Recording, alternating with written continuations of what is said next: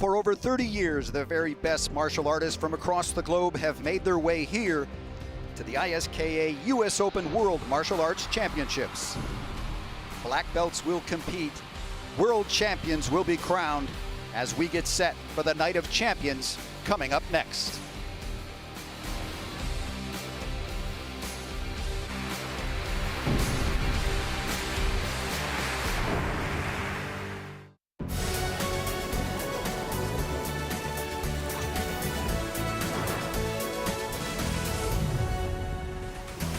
Welcome to the ISKA US Open World Martial Arts Championships from the Coronado Springs Hotel and Resort in the heart of Disney World in Lake Buena Vista, Florida. Hello everyone, I'm Kevin Cusick, and working along with me on the show is Jackson Rudolph and Caitlyn Dessard. Jackson is a 16-time world champion here, and Caitlyn, well, she has 18 world titles. Happy to have you both back. It's a great night of martial arts. Oh, it's an honor. The U.S. Open is the pinnacle of sport karate competition. What could be more exciting than that? I don't think there's anything more exciting, honestly. Like, when I look back at this stage still after all these years, I get chills. So I'm excited to be back. It's going to be a great night. Well, Jackson is in the Black Belt Magazine Hall of Fame with performances like this. He lit up the stage from the time he was 12 years old when he first came here and competed at the U.S. Open. Thank you, Kevin. It's an absolute honor to be a member of the Black Belt Magazine Hall of Fame. And performances at the U.S. Open like this one that you guys are seeing right now was a huge part of telling that story. This is where a lot of, if not all of, the major wins in my career came from, was having the opportunity to perform on this stage after training for hours and hours to land tricks like this right here. There's nothing like it in the world, and I'm so excited to see all the young athletes on stage tonight trying to pull off some similar moves. Congratulations on being in the Hall of Fame, but guess who else is in the Hall of Fame? Black Belt Hall of Fame, Caitlyn Dessard. Caitlyn, welcome back. You've been very, very busy. Since retirement, she has been a Hollywood stunt woman, and she has worked on some of the top movies with Jackie Chan and some of the top television shows, including Mandalorian, which is currently airing on Disney+. Mandalorian was an incredible show to work on, doubling actresses such as Rosario Dawson and Katie Sackhoff. They're fantastic. Also currently working on a new Marvel show, which I can't wait for everyone to see. But it's times like this that brought me from this U.S. Open stage into my career, and I couldn't be more thankful. Well, we're happy to have you back. As always, look forward to you and giving us your expertise on the women. But first, we want to talk about the men's weapons. And when we talk about the men's weapons, Dawson Holt, Jake Presley, they're going to go at it again tonight. Oh, it's going to be an epic showdown between these two teammates on Team Paul Mitchell. They also train from the same school in Lebanon, Tennessee, just outside of Nashville, under instructor Jason Warren. Right here, we're having a look at Dawson Holt. This was part of a historic performance that he had last year, winning 3 ISKA titles in one night, one of them being this traditional weapons performance that you're seeing here. He was 1/100th of a point away from winning 4 ISKA championships in one night. So tonight he's going to try to make history again, and he's going to have a tall task up against Jake Presley, who is undefeated in the traditional weapons division this year. But they call him wild card for a reason. He might surprise us all tonight by showing us a CMX weapons performance in that men's weapons final. And if I was going to have to vacate my title for retirement, one of these two guys or some people they're going to compete against, they deserve to take it. Well, also, since you retired, you got married. And the woman you married, we're going to see in tonight's show, Gabrielle Rudolph. We're also going to see Haley Glass, another top competitor. I'm looking forward to seeing both of these women tonight. Haley Glass, I've had the pleasure of watching her grow up and on this stage, and her performances just keep getting stronger and crisper and cleaner, and her tricks just overall fantastic. Looking forward to her performance, as well as Gabrielle Rudolph.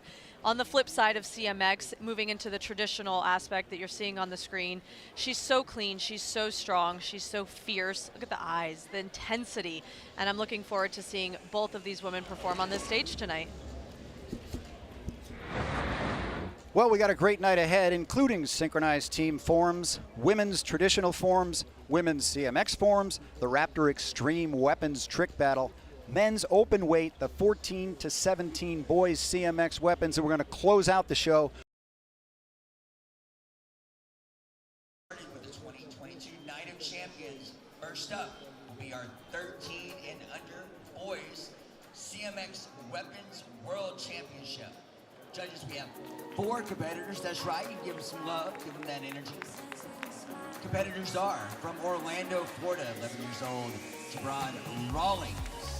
From San Antonio, Texas, at 10 years old, Michael Molina. From San Diego, California, 13 years old, Judah Segawa. And from York, New England, at 13 years old, Dax Howland, who is our reigning champion, will head up the end of this division. So here we go. First up, Mr. Rawlings.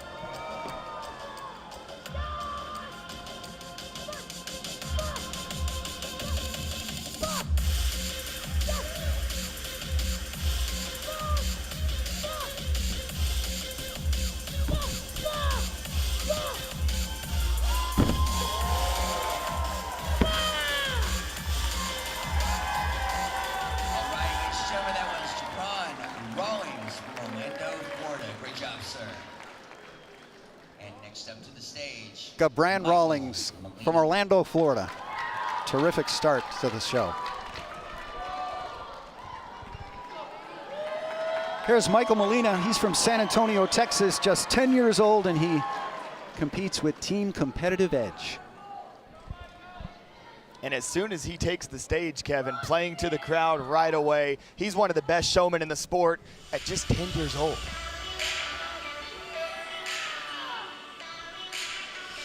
I love seeing these young kids bring such fierce energy being so young. Here he goes, getting right into it. Nice. Round off tuck to start out his form.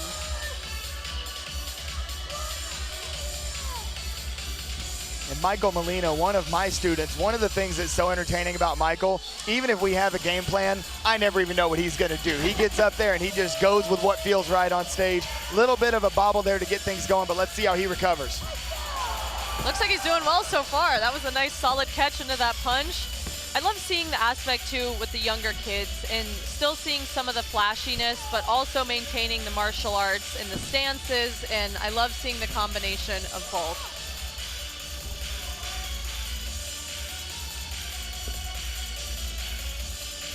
Now as we see a couple of releases here, he's going to start setting up this last section of his form with all of his big tricks. We saw a huge 2.5 spins catching behind the back.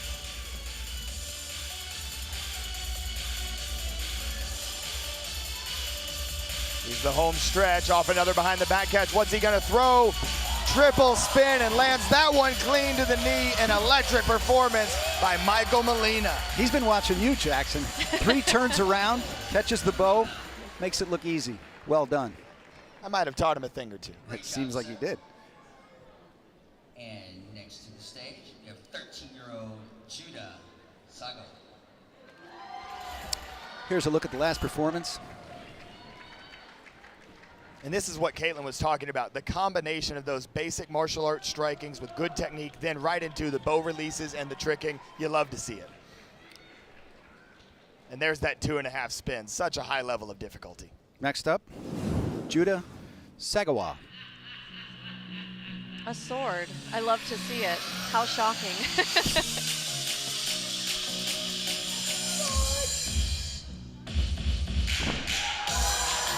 And Judah Segawa is just 13 years old. the leader of his team. He is the superstar of Team Freestyle, coming out of San Diego, California, coached by Will Jackson. He's been in the sport for 6 years now, and it looks like he's been in it for his entire life. 6 years almost is his entire life. I was about to say.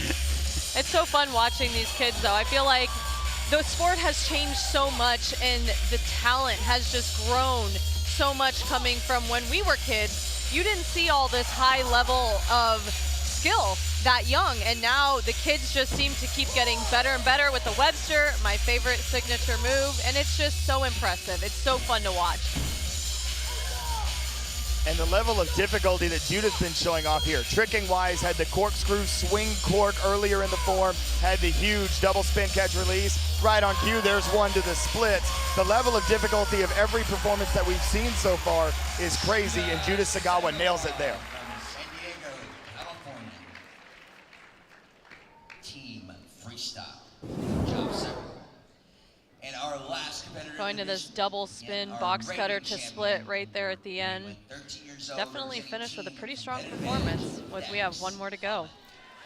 Yes, we do. Dax Howland, he is the reigning champion. He's from New York, and he is 13 years old. He competes with Team Competitive Edge, and he's been in martial arts for a full 8 years of his 13 years here on Earth. Dax Howland trains with a number of world champions, Peyton Fury, Jake Presley, Reed Presley. He was training with Jake Presley a lot in preparation for this event. I was talking to Jake about his preparation for Dax. Dax solidified his plan for tonight's show to defend his title within 1 week of tonight. And notice, he's got one bow on the ground, one bow in hand. We're gonna see a combination of single and double bow tonight. I definitely love this thought process going into it. Not a lot of times when you see a competitor, they'll either have, as you know, one bow or two, but you normally don't see them start with one, having the other one on the floor, and preparing to incorporate that into their form. So, wow, big start.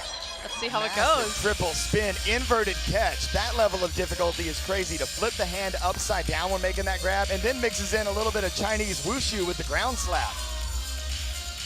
I'm just curious to see how this second bow is going to come into play during this form.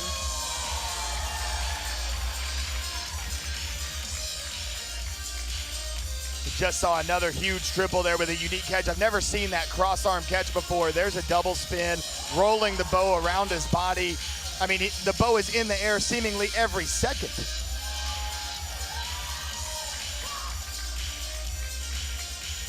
All right, Jackson. Kevin, I'm still waiting. How do we think he's going to get down there to that second bow staff? Up, and there he goes. Love the smile and charisma as he switches to the double bow, and right before he picked that up, another triple spin. I mean, the amount of difficulty as he does the body rolls while the bows are in the air. If he lands this is going to be one of the most difficult forms we've seen in the 1300 division. Wow! Another triple spin. That was the 4th or 5th triple of the routine. That's definitely a U.S. Open record. The crowd's gone wild. I guess we'll see who is about to win this 13 and under boys CMX weapons division. Dax Howland, he is the reigning champion, just showed you why. All competitors back to the stage, please. And let's look at some of these replays. I mean, the level of technicality of these releases and body rolls that he was doing, mixing in some various types of traditional martial arts striking. We see some Chinese striking, some Japanese striking. Right there into a little inverted release. And then 1, 2, double spin right into the rolls. And then again, even more complex rolls after that. I mean, Dax Howland, every moment of this routine was stepping it up another level with difficulty, even when you thought there's nothing more he could possibly do. We're reading 5 scores for these competitors with a total being scored in the order they came up.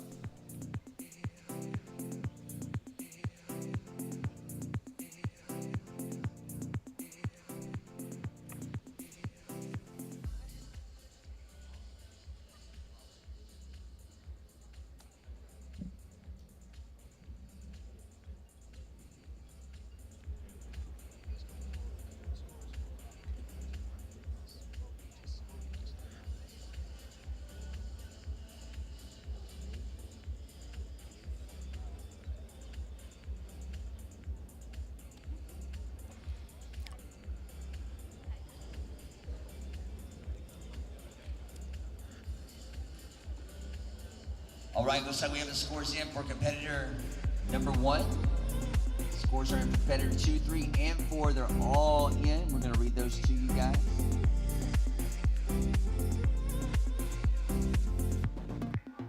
All right, here we go. First up, scores for Spront, 9.96, 6, 6, 6, 6, all the way across the board, equaling 49.80. Mr. Rawlings, great job, sir. Next up was Michael Molina.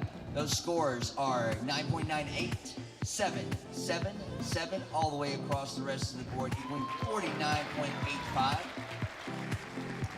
Scores for Judah were 9.97, 8, 9, 8, 8, 8, and 8 for 49.90. And scores for Dax are 9.99, 9, 8,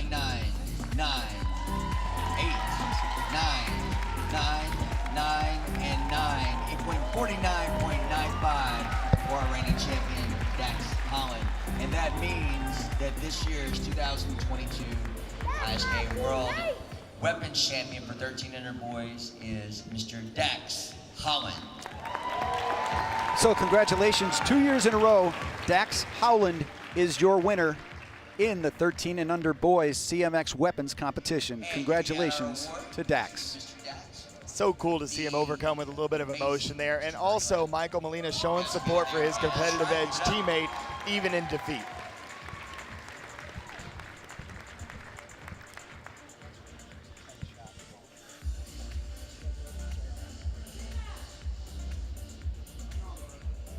So, if you've been to the U.S. Open in the last 25 years, you may or may not know who Murray Lamb is. But if you've competed, he's had a hand in it. Murray doesn't look for the limelight. He doesn't stand up on top of the stage. As a matter of fact, most of the time he tries to be as hidden as he can. We've started an award called the Murray Lamb Samurai Award.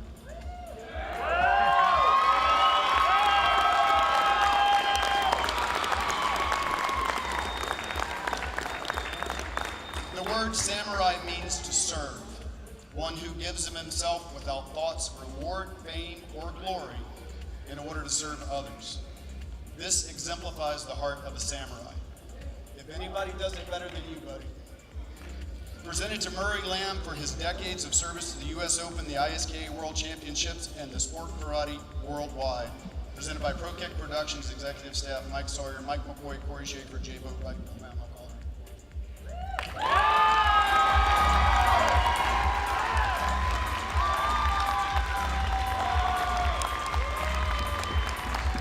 Corey Schaefer on the left, Mike McCoy, Mike Sawyer walking off the stage is really honoring one of the contributors to this sport, Murray Lamb. He's been around for a long time. He's contributed in many, many ways to the sport. Honoring him is a well-deserved moment here at the U.S. Open. Yeah, give it up for Mr. Murray Lamb. Thank you, sir.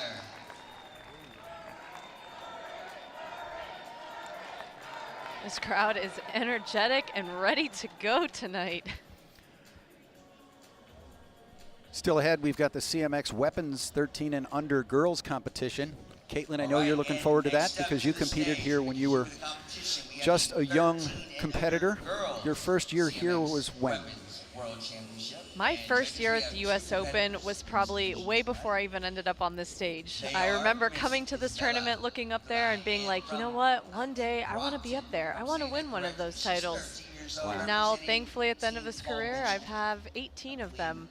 So I'm excited to see what these young females bring to the table. All right, we get set now for the 13 and under girls CMX Weapons World Championship. We begin the competition with Isabella Nicolai.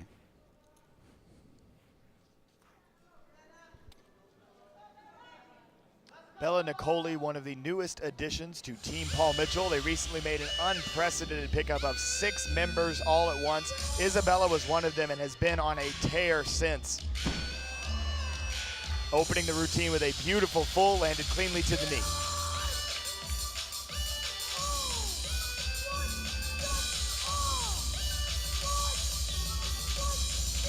speaking of that hot streak that Bella has been on, she won all 4 divisional grand championships at the previous 2 World Tour events leading up to the US Open. Very rarely achieved in sport karate at any age level. Starting off clean so far. Let's see what trick paths we're about to see from her tonight.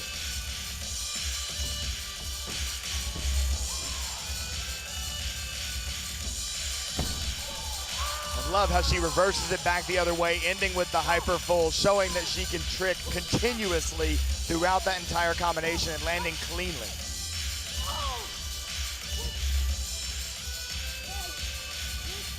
Mixing in a few nunchuck releases. Nice combination right into the side swipe.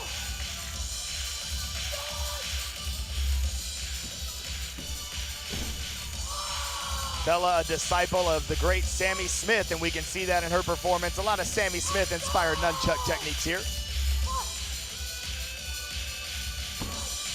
Nice almost behind to the head end. kick. Nice. Finish with a nice, clean, strong form. Representing Team Paul Mitchell. Right, great job, ma'am, as always. And her competition coming right up. And from San Antonio, welcome Miss Cody Molina.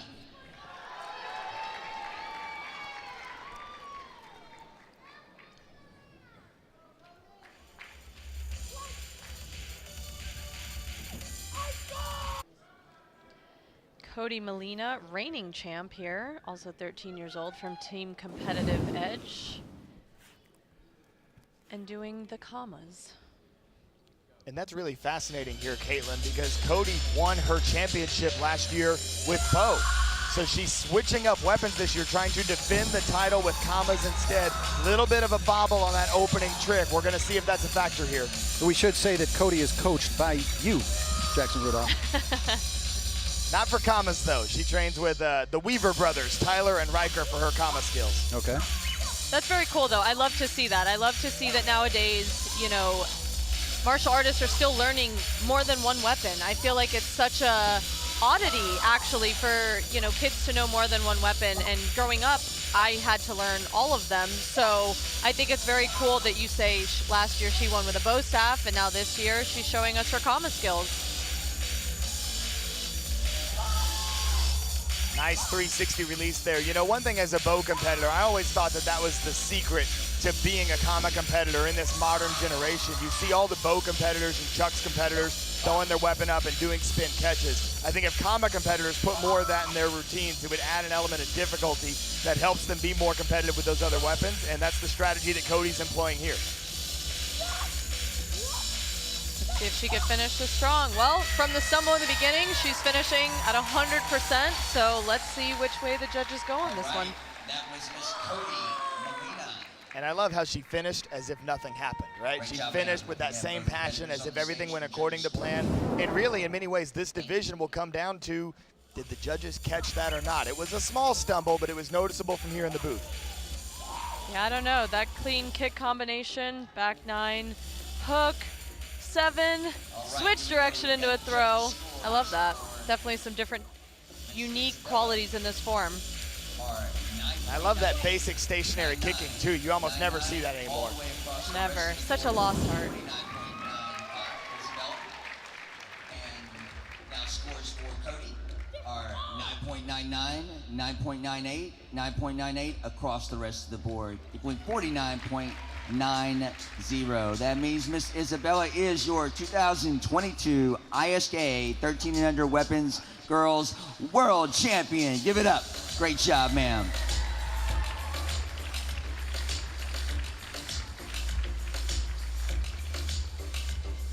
All right, congratulations to Isabella Nicolai from Brockton, Massachusetts. She walks away as the champion with a score of 49.95. Congratulations once again to her.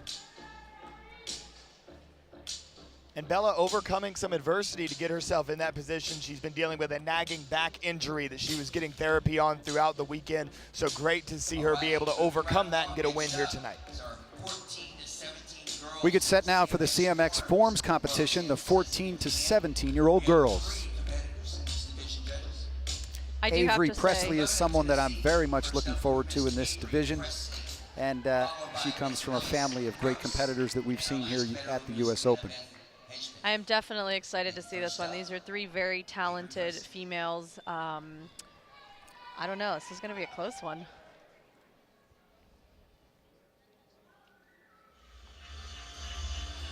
Avery Presley, another one of those newest additions to Team Paul Mitchell, following in the footsteps of her three older brothers, Reed, Jake, and Cole, who all either represented or currently represent, in the case of Jake Presley, Team Paul Mitchell.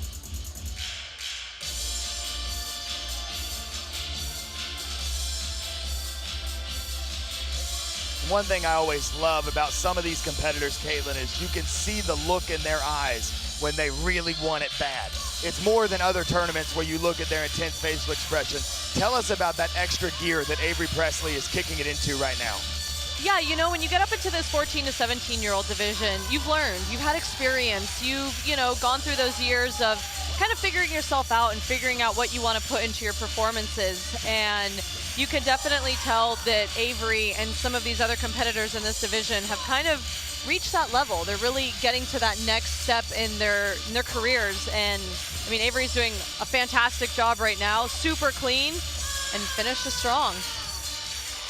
Well, she had a great family in martial arts. Jake, Reed, Cole, they've all competed here, and obviously she's learned a lot from being in that family. Here's another look. Axe aerial. That's iconic, back to the old school days. So that makes me happy to see. Anything you see back from back then, that's my cup of tea. I'm excited. And no surprise with her preparing for this event under the tutelage of Marcel Jones, who was on this stage many times, and you can see it in the extension of her hand techniques. And that's one thing I love about how her game has developed as she's entered the 14-17 division. But now we come up upon one of her adversaries, Alice Gross from Marietta, Georgia, 14 years old, representing Team Infinity. I do have to say, I'm excited for this one. I do coach Alice, and starting with the double full, so clean. Has a cheerleading background, so she brings that aspect into her performances, but I know she's new up here to this stage, and I'm excited to watch her tonight.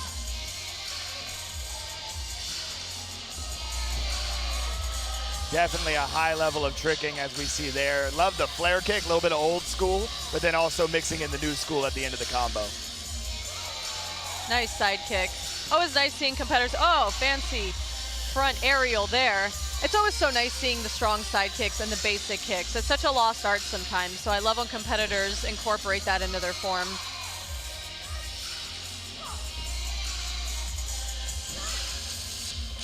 Nice twist kick. You don't see that thrown very often at all. Come on, two signatures of mine right at the end, and she nailed it so effortlessly. Alice Gross.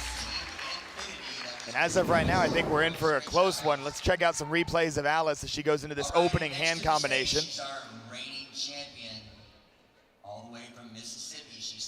Like you said, the flare kick right into the full, it's just so clean, so great. And now Annabeth, reigning champ. And finishing with that Webster there, Alice clip, leading us into our last competitor.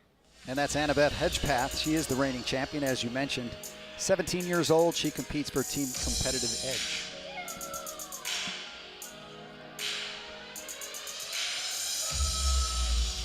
And Annabeth, or AB as we call her, great friends with Avery Presley, going back to their time as teammates on Competitive Edge before Avery went to Paul Mitchell.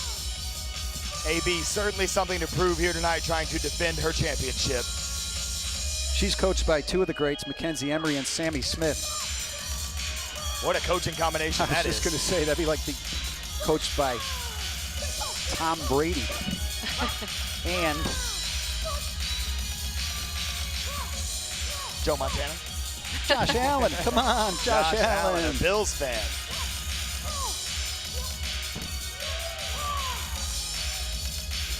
Back to the action here with AB, skipping front kick up into the splits and then switches it over into the front splits for the landing. Well, that was three solid performances. Judges are going to have a tough one. Good job, man. If I could have all three competitors back to the stage, and if I get my audience to give them a round of applause, all three of these So as we check out some replays of AB here, here's that split kick that she switched over into the front split for the landing. Love the energy here at the end of the routine. All three of these athletes pouring their heart out on the mat tonight. As soon as they populate, I will read them to you.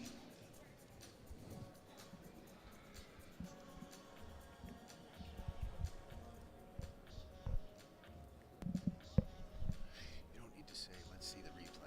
You know what I mean? It's already there. Here's a look. Yeah. All right, I want to remind you guys, as we're waiting for the judges' scores, that everything is being streamed live tonight. We have multiple channels that you can share. So family back home that want to watch, or if you just want to share the love, let people know you're here through Black Belt Magazine and also sportmartialarts.com, of course, with US Open social media channels as well. So please, we would love for you to share the show and give these athletes even more attention. All right, here we go. We have scores in for our first competitor, which was Miss Avery Presley. We're waiting on judge number 7. Well, we almost have them. Oh, we do now. Here we go. Ready. And her scores: 9.98, 98, 98, 99, 99, 97, and 99 for Miss Avery Presley.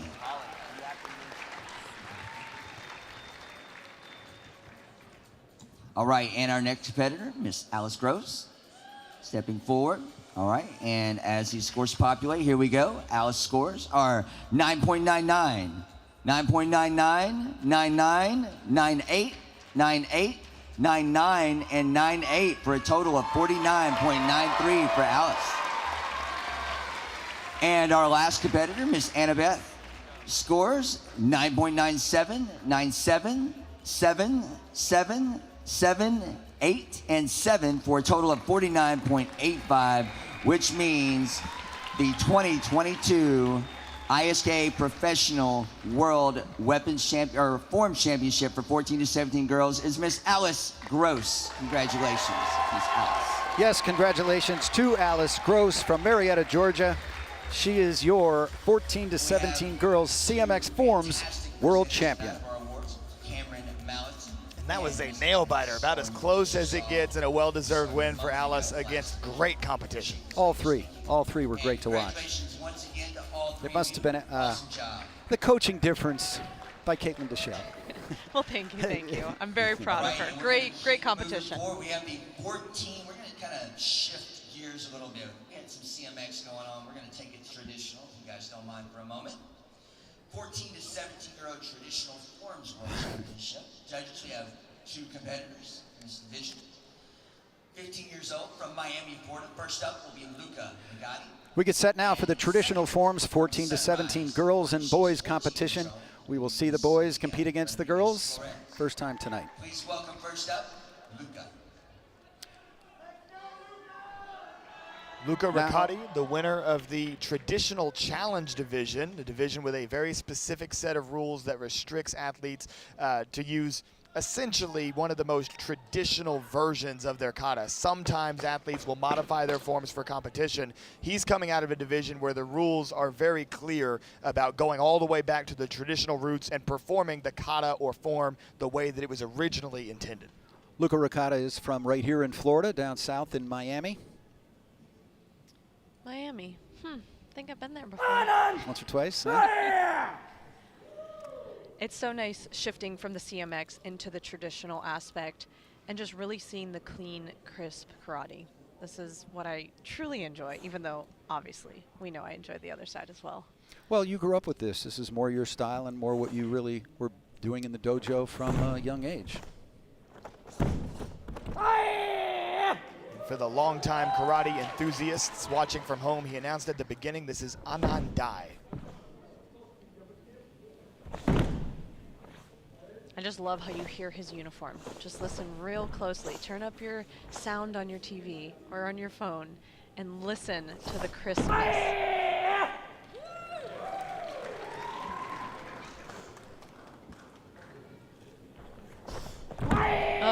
It's just so fun. It's just so cool to listen to.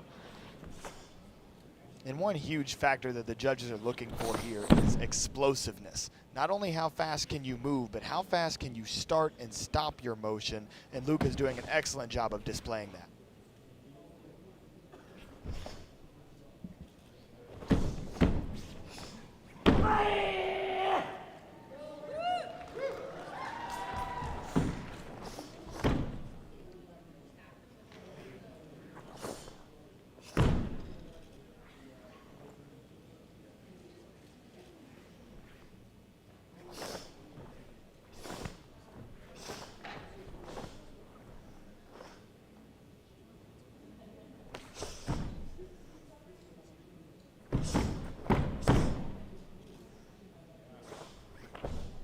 Caitlyn, you're so right. Between the uniform, the breathing, the stomps, you can hear and feel his power. I think that's why I love watching traditional martial arts on stage, whether it's form or weapon. There's no music, you're just in it. You're feeling it. You're feeling it with these competitors and what they're going through up there. And Luca, that was an amazing performance. That was Mr. Luca. Great job, Luca. Thank you. And look at this, sinks into the beautiful stance, nails the pose. You've seen her a time or two, representing Team Infinity. Please welcome Ms. Sophia Rodriguez Flores. Next up to the stage, Sophia Rodriguez Flores from Sunrise, Florida, and she is 14 years old, and she competes from Team Infinity. 10 years in the sport.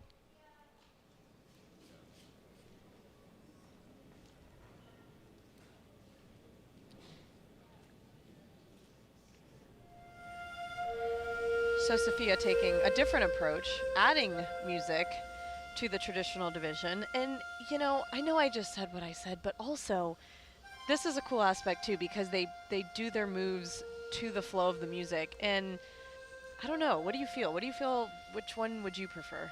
I think it all comes down to how the athlete uses the music. If the music is merely background music, it doesn't add anything to the performance. But that's one thing that Sophia is an expert at, is choreographing the movements of her kata to the music that is playing, and we're gonna have a listen to that right now.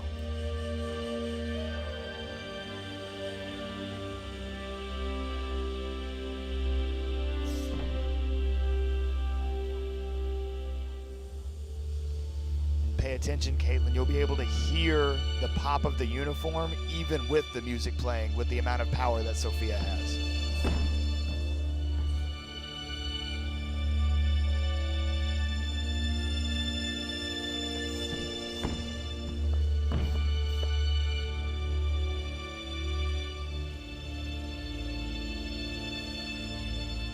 So much intensity, so much focus. And so much fierceness.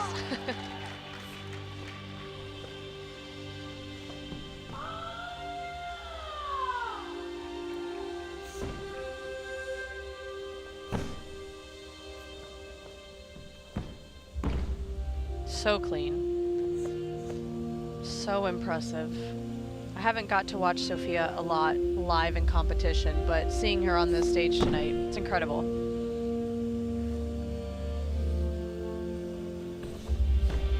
And as we talked about, using the music very well, I think that does give her an advantage in this competition.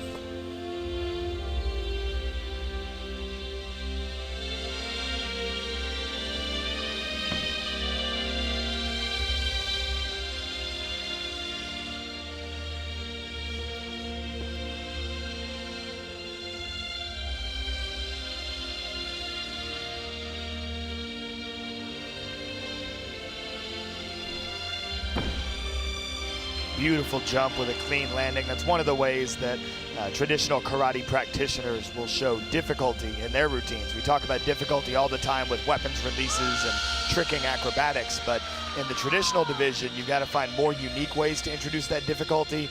Balance techniques and jumps like that are a great way to show that to the judges.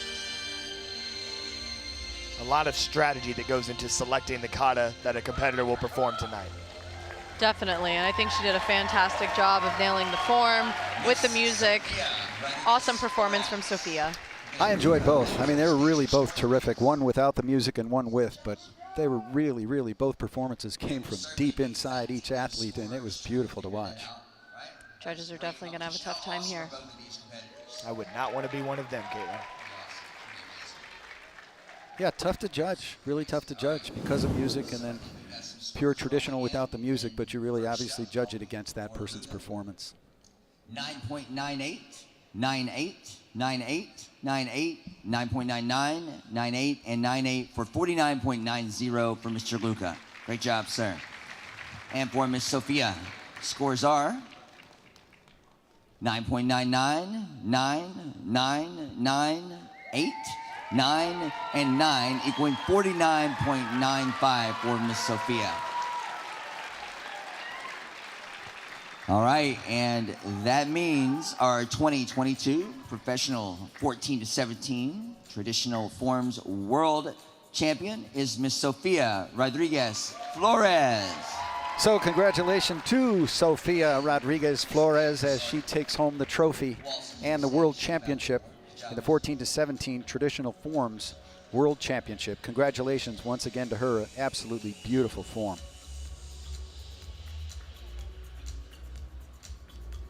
And you wouldn't expect anything less from Sophia. I mean, she does this on World Tour stages all the time, and she was the favorite to win this title coming into this division. All right, ladies and gentlemen, next up, just a few moments, we have the ITF Fighting Challenge, and we will have specific officials for that challenge, as well as specific ITF commentary to help you guys understand what's going on and having those fights called, since it's a little bit different than normal. So we'll be starting in just a moment.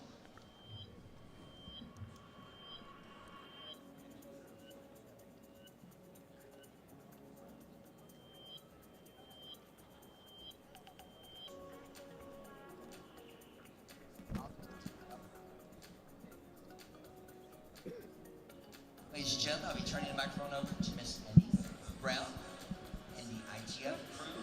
Looking fantastic. Enjoy. Thank you very much, Joey. Welcome everyone to our live coverage of ITF Continuous Sparring Challenge 2022. Our center referee tonight is Master Arthur Barrows, certified ITF Class A umpire. He's supported by judges Master Peter Liu, Master Claude Chin, Miss Jolene Masters, and Mr. Akeem Lawrence. On deck we have tonight, wearing the color red, Mr. Nicolas Dessard, who is coached by Jason Mackay. Nicolas Dessard is an experienced and decorated fighter across ITF, ISKA championship. He's a 5-time ISKA world champion in multiple divisions. He's a Jamaican who now trains in Canada. Next on deck, we welcome, wearing the color blue or blue fighter, Mr. Akina Lindsay, coached by Ty Mackay. Lindsay is a 2-time ISKA world champion and ITF Pan American silver medalist. Previously, Dessard was middleweight and Lindsay was super heavy. One has dropped weight and one has gone up now, and here they are. Tonight, they meet in the middle. Welcome to the ITF Challenge. It's 5 minutes, and we get set now for Aquino Lindsay against Nicolas Dessard, and some really great sparring about to take place. These are two world champions. Lindsay, a 2-time champion, and Dessard, a 5-time ISKA world champion. We're going to see. Yes, it's one 3-minute round of continuous sparring. Your center referee there is Mr. Arthur Barrow, calling the action for this exciting match. Aniki Brown. Points are awarded and tallied by the judges and will be shown at the end. There's a point given for a punch, 2 points for kicks. So unlike sport karate point sparring that we're going to see later on in the evening, in this demonstration, we're going to be seeing some continuous clashes. What that means is, instead of the center referee stopping after every single instance of contact like we see in sport karate, in this ITF Challenge or International Taekwondo Federation Challenge, they're going to let these fighters go at it a little bit more, have some extended clashes as we see there.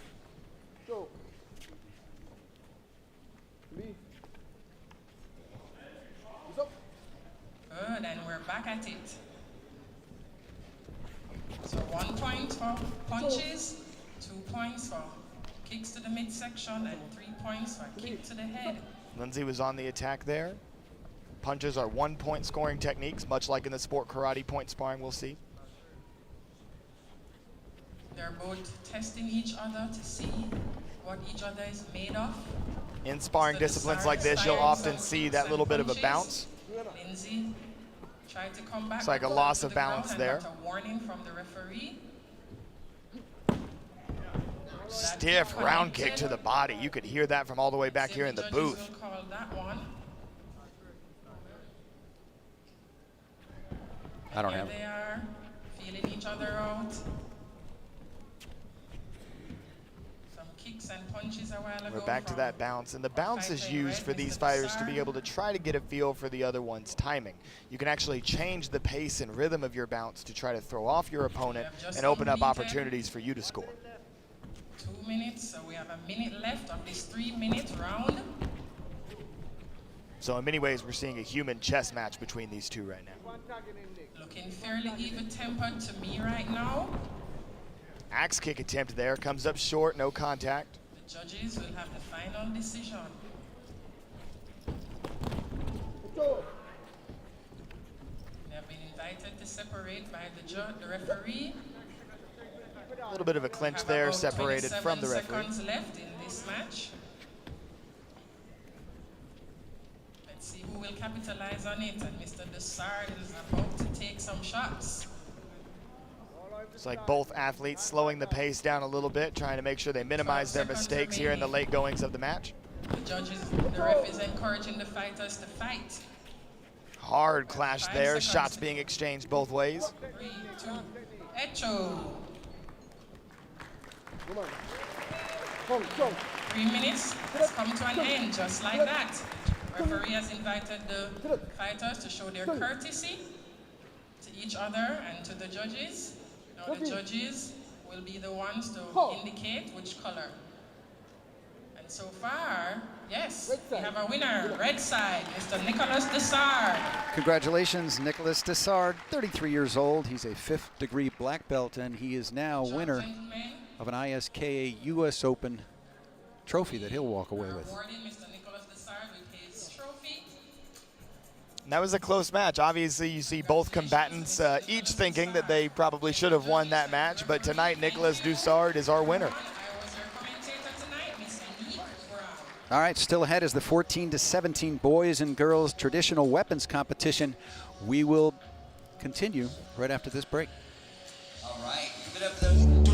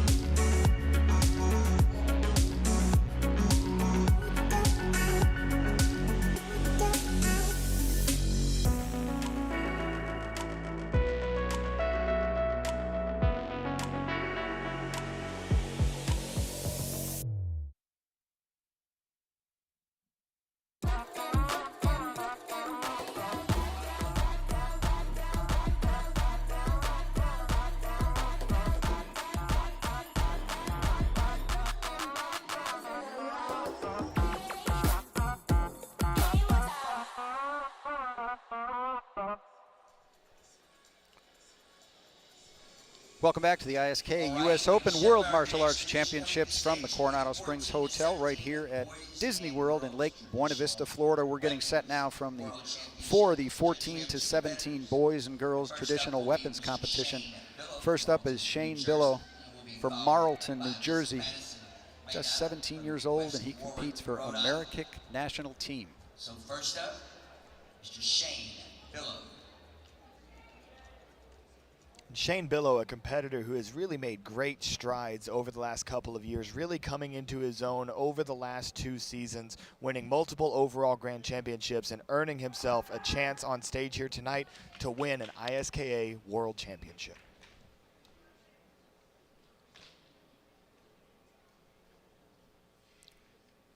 Shane Billow, 17 years old, hometown Marlton, New Jersey. And with any traditional bow performance, listen to the power of the strikes as they pop up against the body. Strong start. Yes, hearing that sound is so satisfying.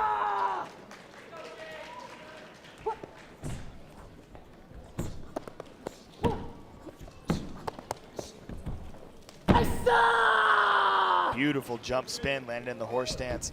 And sometimes, Caitlyn, athletes will actually make the mistake of focusing too much on hitting the body and not enough on extending the actual strikes. But in this case, we see Shane matching up the extension of the strikes, the good technique, with the power popping that bow up against the body. Fantastic form so far.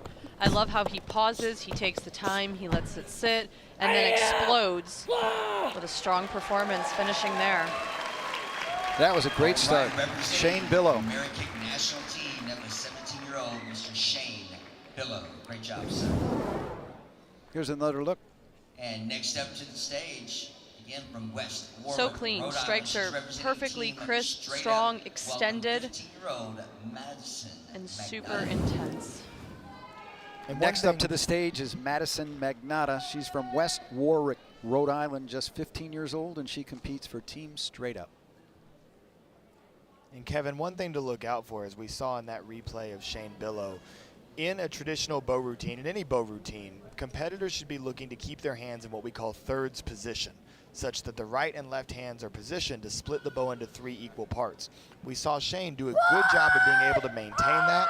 We would like to see Madison be able to do the same if she wants to take the title.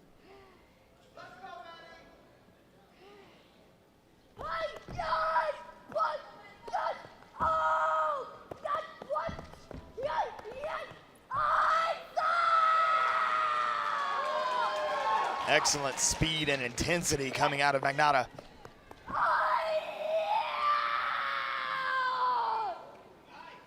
And I love the purple Hakama too, representing Team Straight Up. You wouldn't expect anything less.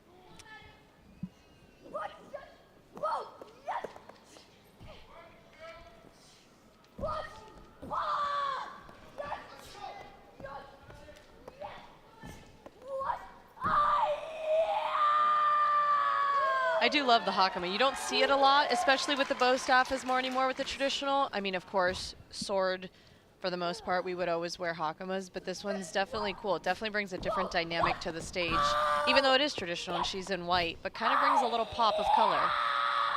And it was interesting, a few moments ago, we saw her actually go for a neck manipulation, which you wouldn't typically see in a traditional routine. Maybe trying to push the boundaries of traditional to add some difficulty to the routine. Certainly one of the most intense routines we've seen tonight, and we'll see if the strategy pays off. Great job, ma'am. All right, we can have Shane back to the stage for scoring, please. And there's that high-speed striking of Madison Magnata, right just, into the intensity. I was about to say, super intense, super strong. Another tough competition we have here tonight.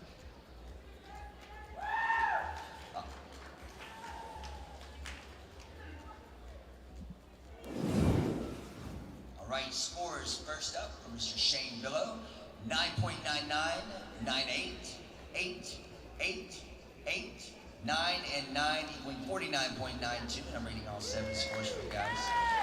And our second competitor, Miss Madison, scores are 9, 9, 9, 8, and 8 that count, and it's 49.93 is the final once you throw the high and low, and that means that your 22 ISKA traditional weapons 14 to 17 world champion is Miss Madison Magnata. Congratulations to Madison Magnata. She's your champion. 14 to 17 boys and girls traditional weapons. That's a big win. Many would consider that an upset. Shane Billow has been very consistent winning in the boys division all year. So for Madison to come out and show some girl power and be able to take a win, that's huge for her. I don't know. The women have been taking over these last few divisions in these last 2. Well deserved. All right, next up, looks like we have the men's traditional forms world championship. We have 2 competitors for this. First up to the stage is Mr. Diego Rodriguez Flores. He will be followed by Mr. Joey Castro. So here we go, judges, 2 competitors. Please welcome from Sunrise Florida, representing Team Infinity, 18-year-old Diego Rodriguez Flores. Getting set now for the traditional forms, the men's competition. First up to the stage, Diego Rodriguez Flores. He's from Sunrise, Florida, just 18 years old.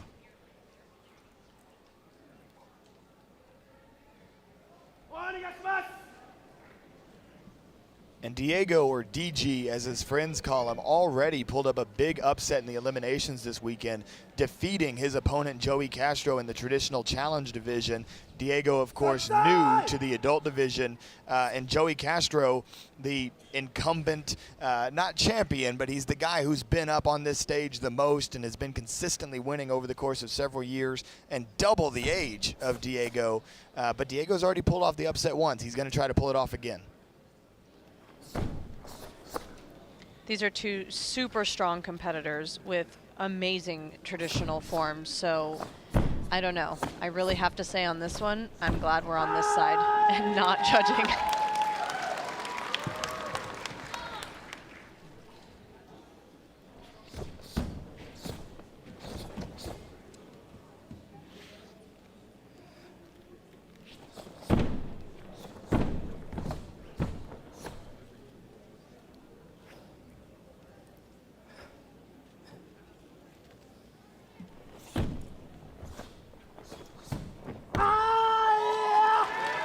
Beautifully done. One of my favorite parts of this entire kata is that kind of spinning back kick as both hands go to the ground. Compared to a lot of other katas, it looks pretty unique is the right word for it, but shows a high level of difficulty. To do that without any type of stumble or balance check, really impressive. And then landing the jump cleanly there, transitioning to the knee with another ground kick. Beautifully done so far by DG.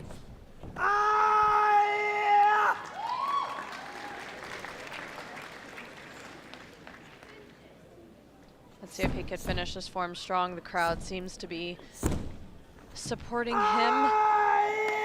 Super clean, just the fierceness in his eyes. You could tell he's trying to just take over and get this last title here.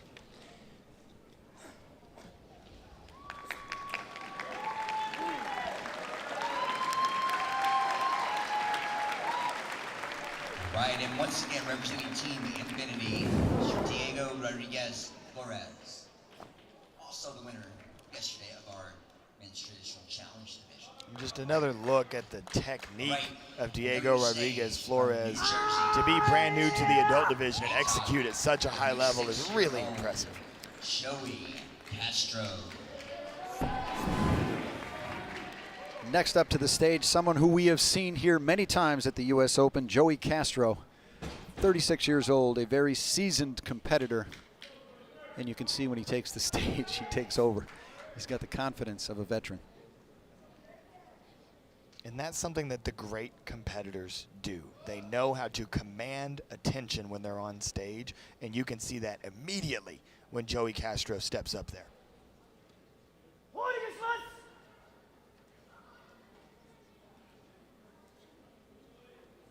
And a strategic pause here. Taking this extra time, giving the judges a chance to not think so much about Diego and start focusing on him.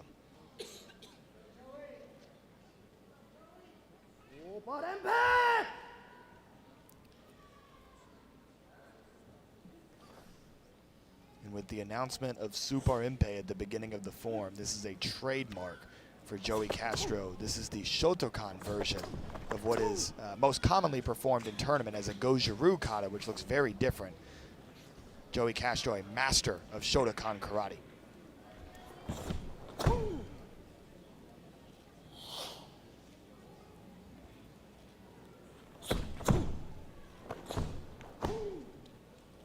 And this is a long routine. So everybody buckle up and get ready for the endurance clinic here by Joey Castro.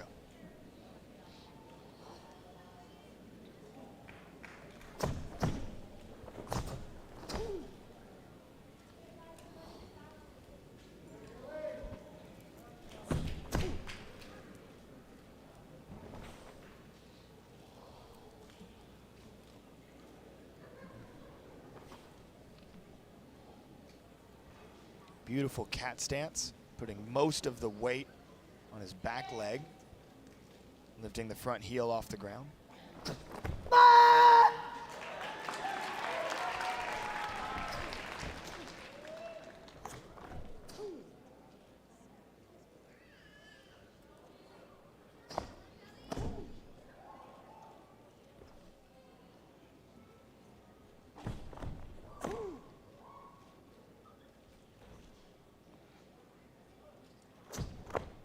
Nothing like seeing that intensity in a competitor's eyes, especially in the middle of a form like this. You can hear in the background the crowd getting into it with a bit of a spirit clap. A lot of Joey Castro's students in the crowd tonight. Trains a lot of the athletes out on the World Tour today.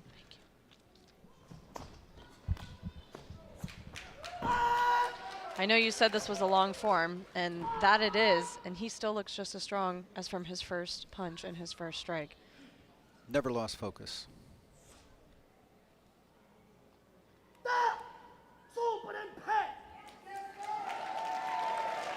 And you can hear the satisfaction in his voice. He felt good about that one, and now the judges have a tough decision to make.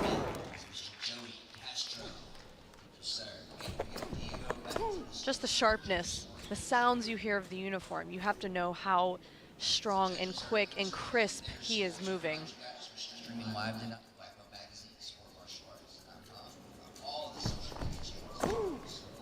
This is going to be another tough one.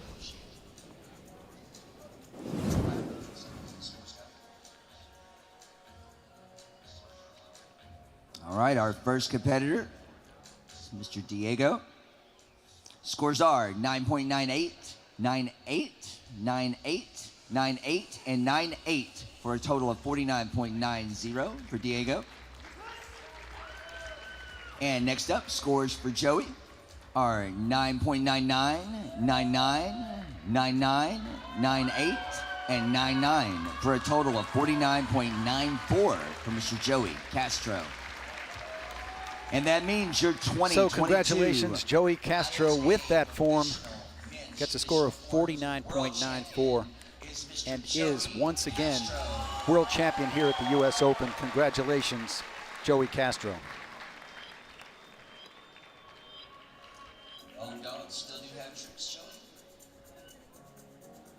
And so impressive to do it at 36 years of age. You know, in the World Tour competition, we split up the age divisions, 18 to 29 and 30 plus of the senior divisions. Most of the time, the premium world champion competitors that we see on stage are in that 18 to 29. So the longevity of Joey Castro's career is truly remarkable. A credit to him. Next up, 14 to 17 boys CMX Forms World Championship. Shane Billow, Philip Brume, and also competing in the division is Esteban Tremblay from Montreal. From Marlton, New Jersey, our first competitor will be Mr. Shane Billow, followed from Houston, Texas. We start the CMX Forms competition, the 14 to 17 boys division, with Shane Billow from Marlton, New Jersey. He is about to take the stage. At just 17 years old, he competes for Amerikick national team, and here is Shane Billow.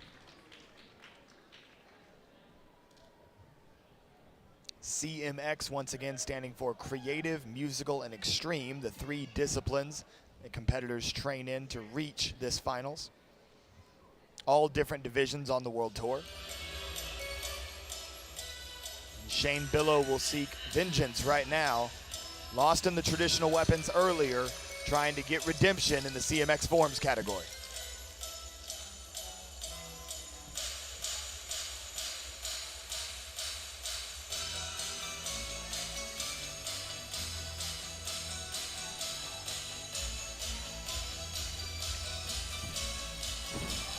Huge double full going off the elbows. A little bit of Micah Carnes flair.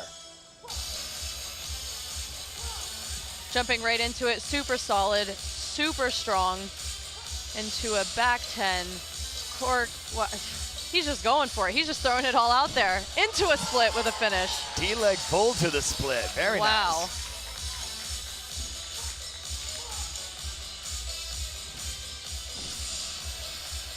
Okay, okay, adding some flair in there. I love this. You see some of your moves that you see from quite a lot of competitors, but he's putting that little twist and that little spin of different, which I absolutely love to see. And a strong finish from Shane Billow. Well, from the slow, quiet intensity of Joey Castro to an explosion on the stage with Shane Billow. in that routine. All right, and next up from Houston, Texas. Let's have a look at this. Off the elbows, getting enough energy and momentum to go into that double full. Very high level of difficulty, requires a ton of strength. And then there's that hyper full that Caitlyn was talking about, going right into the knee spin, taking the ordinary for a lot of these world champion competitors, making it extraordinary by adding his own twist. Now on the stage, Philip Brume from Houston, Texas, 16 years old, and he competes for Team Competitive Edge.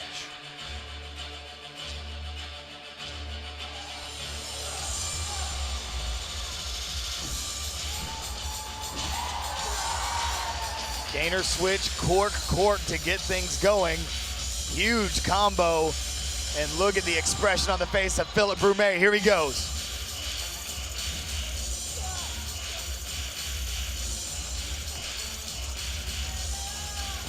Wow. Massive shuriken cutter. That is a backflip off of 1 foot, 2 spins, 2 giant crescent kicks, beautifully done, right into a double full. There's difficulty flying all over the mat.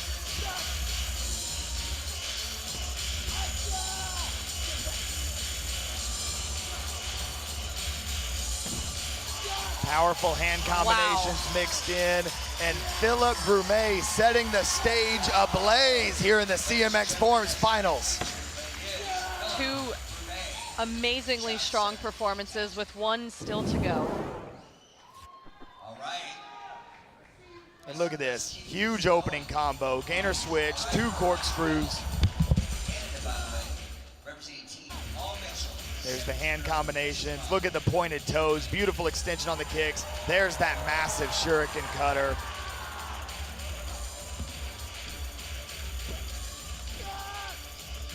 And then here's the double full to the knee. So much great stuff out of Philip Brume in that run. Next up to the stage, Esteban Tremblay from Montreal. I think you call him Air Canada?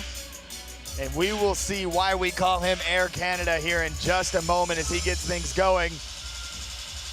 Up, up, and away, full D-leg twist. Basically, that means he did a backflip with a full twist, put his legs together, dipped his body in a little bit, then added another full twist before landing. Really high level of difficulty. He's trying to answer the difficulty of Philip Brume right now.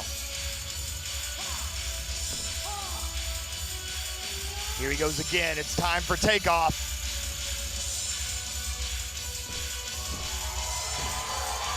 And then he uses 2 gainer switches and then the corkscrew.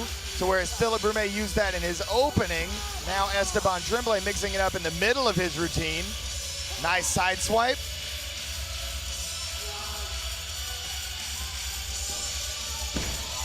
And the pencil backflip, a little bit of inspiration from Danny Etkin there, a fellow Team Paul Mitchell member.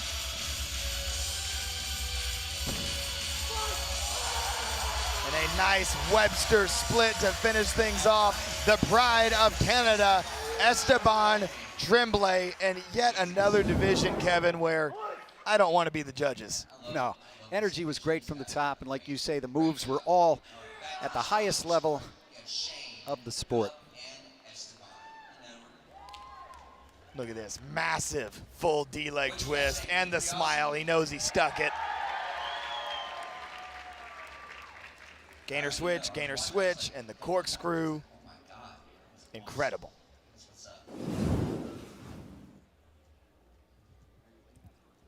And if you were to be judging, you would pick. I'm Kevin, you to go out can't on do a that limb. to me, man. I'm sorry.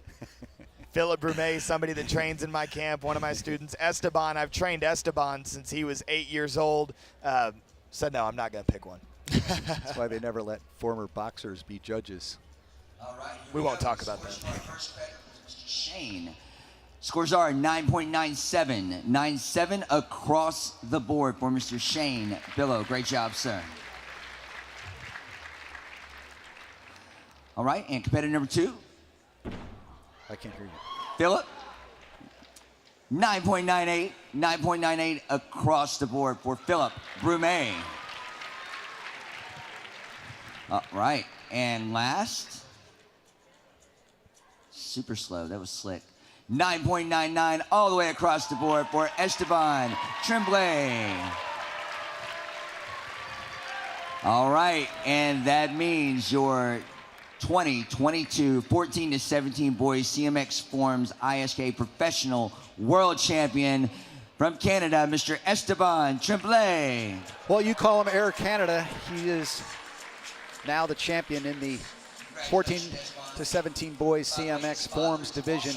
Congratulations to Esteban. He's come all the way from Montreal. He's taking a trophy and a world championship back to Canada.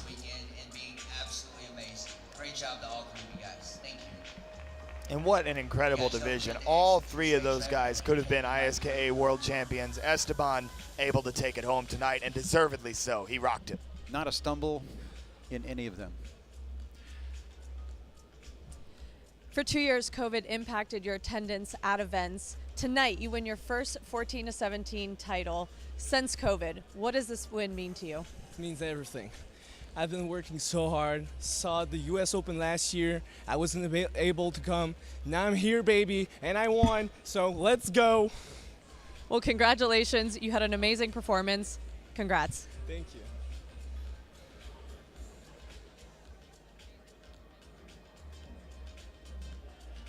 All right, we got a lot more from the US Open ISK World Martial Arts Championships right after this commercial break. Who's next?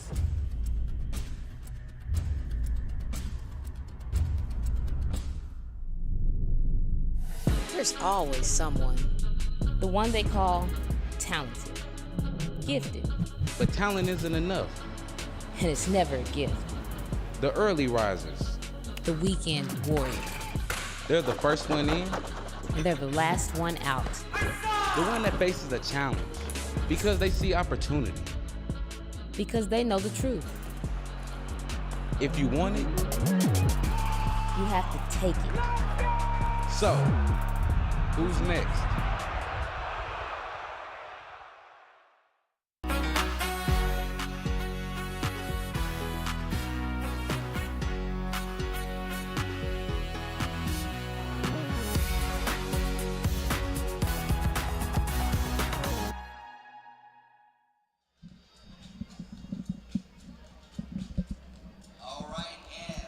Welcome back to the 2022 US Open World Martial Arts Championships, sanctioned by the ISKA. We are at the Coronado Springs Hotel and Resort, Lake Buena Vista, Florida.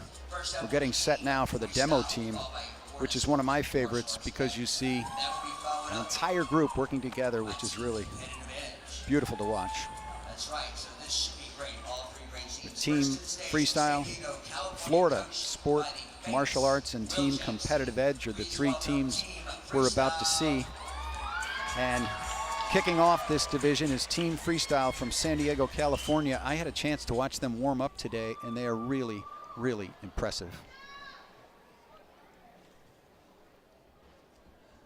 And everyone prepare for organized chaos. That is what Team Demo is. There are high-level athletes all over the stage, weapons moving, bodies flying. This is one of the most exciting events in sport karate, period, just because of simply how crazy it can be.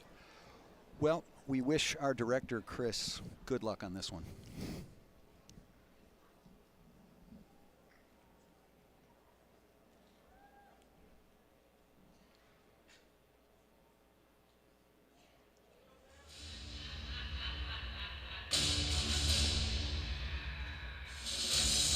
Team Freestyle is what we call a school team, meaning they have one location in San Diego, California, where they all train just like anybody. You would go to your local martial arts school and learn martial arts. This is what this group of athletes is. They just train martial arts together and found out they were good enough to contend for a world title. And it's incredible because a lot of schools that you see throughout the U.S. don't have this level of talent. To have this many kids to be able to compete at one point and all be at such a high level, so it is definitely a compliment to them.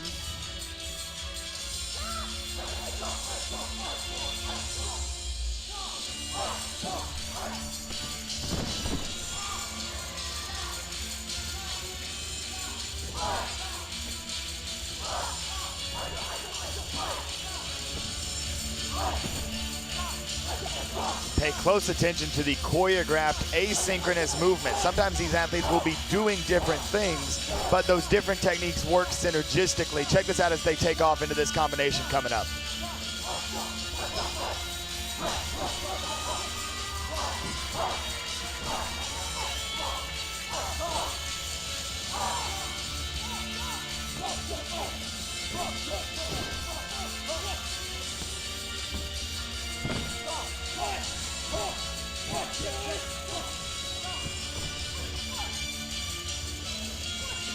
And now we've got what might be my favorite part of the demo. Of course, Really, the bow the bow staff. Some nice double spin catches all over the stage. Going into what I call a Kill Bill, a move inspired by Billy Ledger, member of Team Straight Up back in the day.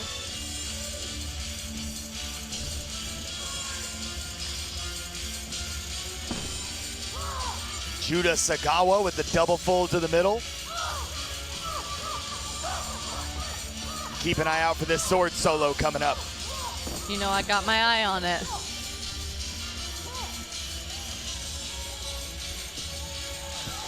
Wow. Double spin catch, very, very difficult with a sword because you have such a small catch radius. If you catch the blade, the judges are gonna score your team down. He had to catch that perfectly on the handle and he nailed it.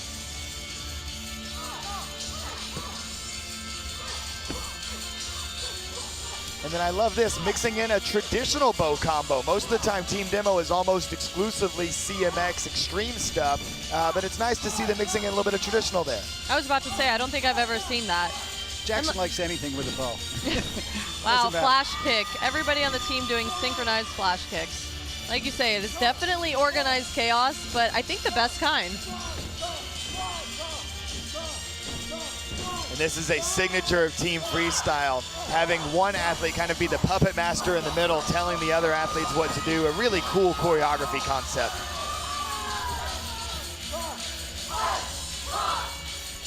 Teleporting backflip time. Wow. Always a highlight at the end of this routine.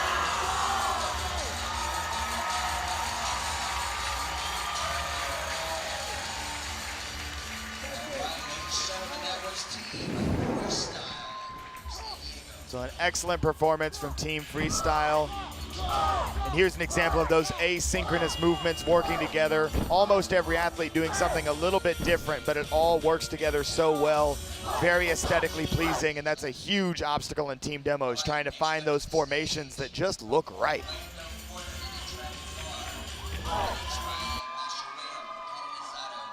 And there's a little look at that bow section. Next up to the stage, Florida Sport Martial Arts from Orlando, Florida. They're coached by William Cannizzaro. So now we have another school team taking the stage from Florida Sport Martial Arts Academy, school that has a long history of producing top-level sport karate talent, particularly here at the U.S. Open. Greats like Mark Cannizzaro and Haley Glass among their alumni.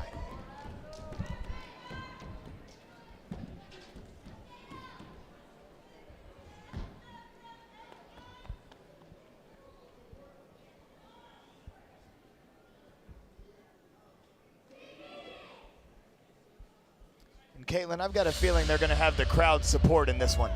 I'd probably say so, being here from Orlando. You know, team demo is tough because, like you say, everybody kind of has to be doing something at all times. You don't want too much standing downtime, so to try to get everybody incorporated at the same time and staying synchronized is definitely one of the hardest parts of this division. And as we're seeing here, the whole team is fully in sync. And a different age dynamic here. We're seeing more adult competitors in this mix for Florida Sport Martial Arts Academy than what we saw for Team Freestyle, which was, I believe, almost exclusively juniors.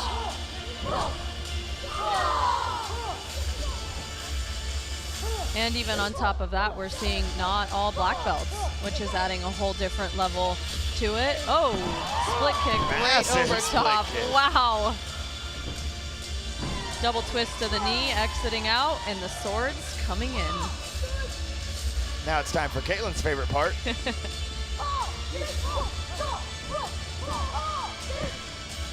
Great synchronicity there so far. Right into a toss. Very nice.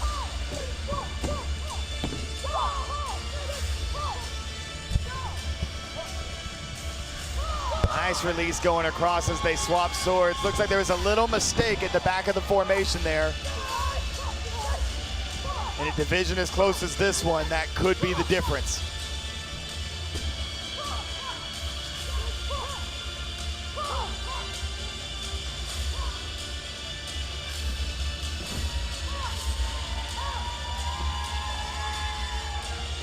Savannah Augusto tricking into the middle. Nice little box cutter full with that hook kick at the end. That was great, moving back into the bow staff here, adding a little bit of traditional elements. And then right into a toss.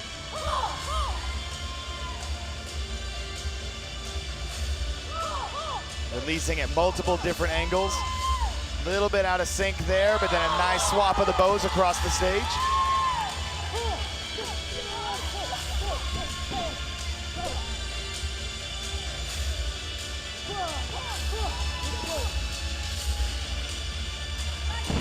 Drop of a comma.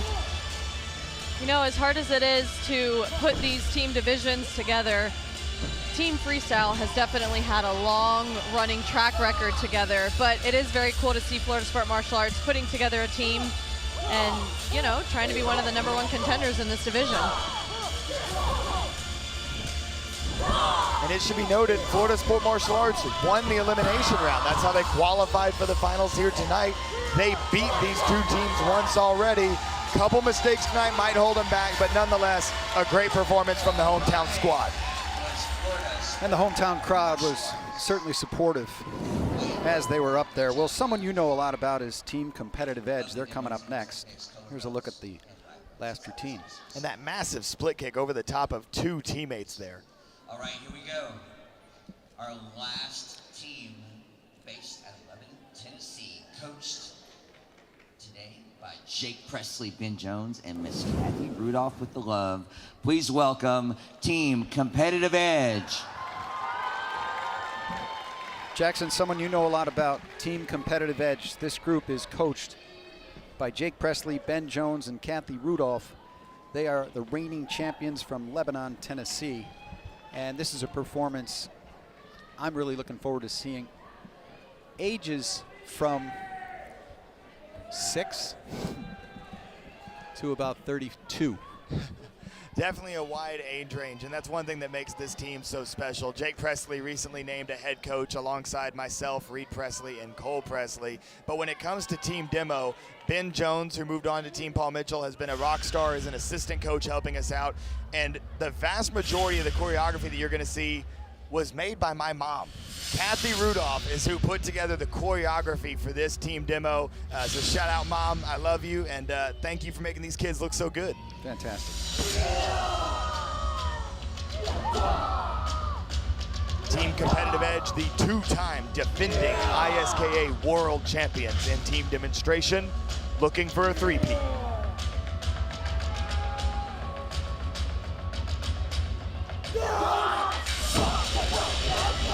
Signature opening hand combination. They've used that combo for all of their World Championship runs so far. Well, so far I can see why they are the reigning champions.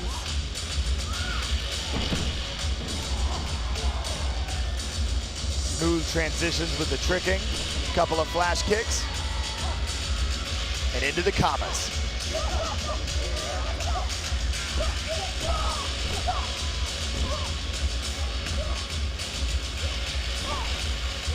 Good synchronicity so far, and seeing the two girls with the two boys, that is tough. You know, you're at different levels, different speeds, but nonetheless, you always have to stay together.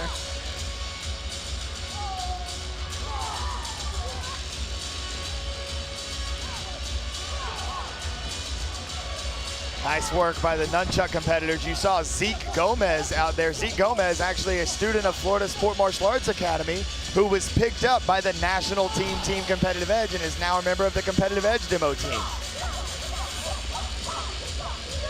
that's one thing that should be noted as we see some great synchronization here from the ladies today. Huge side flip from Elijah Williams. But Competitive Edge is a national team. These guys only get to work together on this performance when they're at tournaments. They don't get to go into the dojo every week and work on this. They really get a couple hours every month or so. I love that bow transition there. Instead of going and picking up a weapon, it was a throw in and right into the section. Very much in sync. Clutch catches on the bow combination from everybody on the stage there. Now some of the older boys taking over, PJ Clark and Philip Brume. Little bobble there from PJ. What I really like about Team Competitive Edge here is the transitions. I feel like there's not a lot of dead time or dead space in between from section to section. The next one's ready to go, and it has a really great flow and keeps the energy up at all times. Triple spinning catch, a little bit of an upgrade from what Freestyle did with the solo double spin. And then Philip Brume with a massive shuriken cutter. Big tricks all over the place for Competitive Edge. Synchronized double pulls, that's tough. Trying to keep up the energy and the synchronicity right at the end to regain that title. Have they done it?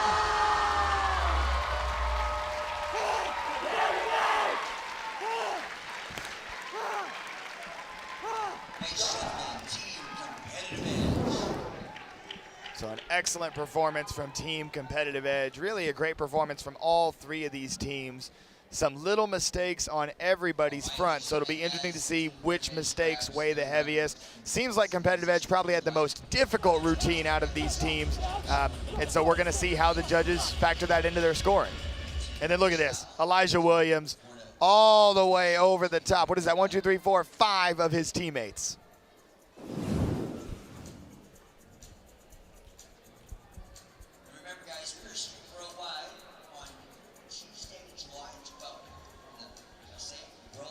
We'll take a moment as we invite all 72 athletes on stage.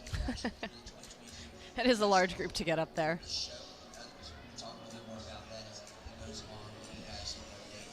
Where you can find things. All right, here we go. The scores are in. First up, for scoring, first team. We have Team Freestyle. Their scores are 9.98, 8, 9, 9, and 8 for a total of 49.92 for Team Freestyle. Yeah, you give them a hand. It's great. All right, second team for scoring was Florida Sport Martial Arts. They have 9.97 across the board for a total of 49.85. Good job, guys. And last but not least, Team Competitive Edge. Scores are 9.99, 9.9, 9.8, 9.8, and 9.99 for a total of 49.93. So by 1/100th of a point, that was fantastic. That means your 2022 ISKA Professional World Demo Team Champions are Team Competitive Edge. Well, congratulations, Team Competitive Edge, and certainly Kathy Rudolph, your mom, helped choreograph that. Congratulations to her and Team Competitive Edge with a 49.93. That gives them the World Championship in the demo team here at the U.S. Open Karate Championships. And such a special group. What a moment. Look at all those littles up front. My mom affectionately refers to them as the little chicken nuggets. Riley Claire Carlisle, Michael Molina, Madeline Wiersma. I think Dax Howland's hiding behind the trophy there. You love to see it.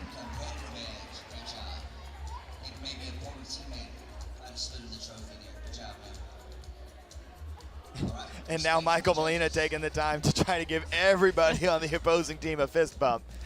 I think the production team might want them to hurry it up with that. Hey, you know what? At the end of the day, though, great sportsmanship. Love to see it. It really is.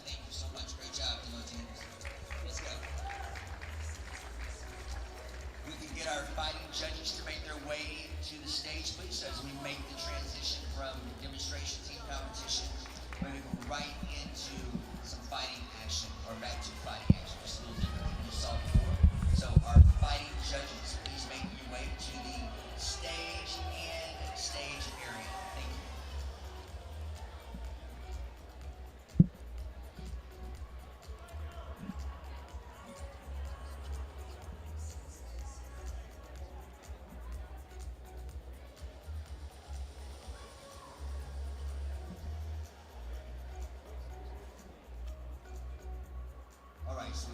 adjustments being made. We've got a monitor we put to the side of the screen. That way our center referee for the evening, by the way, from Destin, Florida, promoter Of the Destin Open and president of the Professional Martial Arts Conference, ProMac. Please give a round of applause. Ms. Holly Ham. 3 twos. Senate. Thank you, ma'am. We have our other fighting judges making their way to their spots, and the teams will be coming out, and I'll be introducing them in just a moment.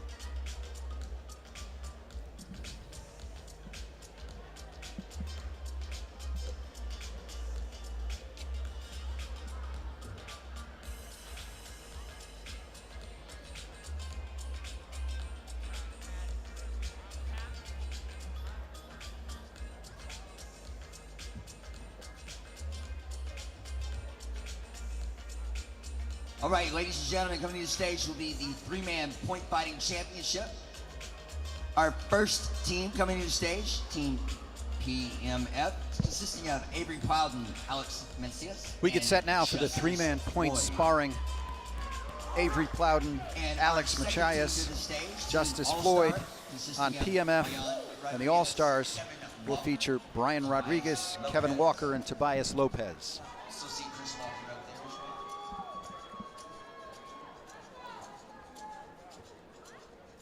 This will be 3-man teams. And what's so interesting about this matchup is that we're seeing 2 hybrid teams. Obviously, Team PMF is a little bit more hybrid than the All-Stars. So PMF, that simply stands for Plowden, Mancias, and Floyd, all representing different sponsored teams that just decided to work together for this event. And then the All-Stars bringing on Brian Rodriguez, who typically fights for Team Proper. He's just joining to help them out in this team fighting event. So some really cool camaraderie between major sport karate programs, letting their athletes work together and trying to find the best strategy to get a win here tonight. Judges bowing in, showing respect to each other. Now, as we watch each of these point sparring matches, the basics of it is that a punching technique, if somebody hits the other person with their hands, that is worth 1 point, and if somebody kicks the other guy, that's worth 2 points. There is the possibility of a 3-point jump spinning kick to the head, but if we see one of those, it'll be obvious. So Alex Mancias in the black of Team Paul Mitchell. Tobias Lopez in the All-Stars uniform with the white gloves. All white gloves, that is. Mancias on the attack, used his hands to score 1.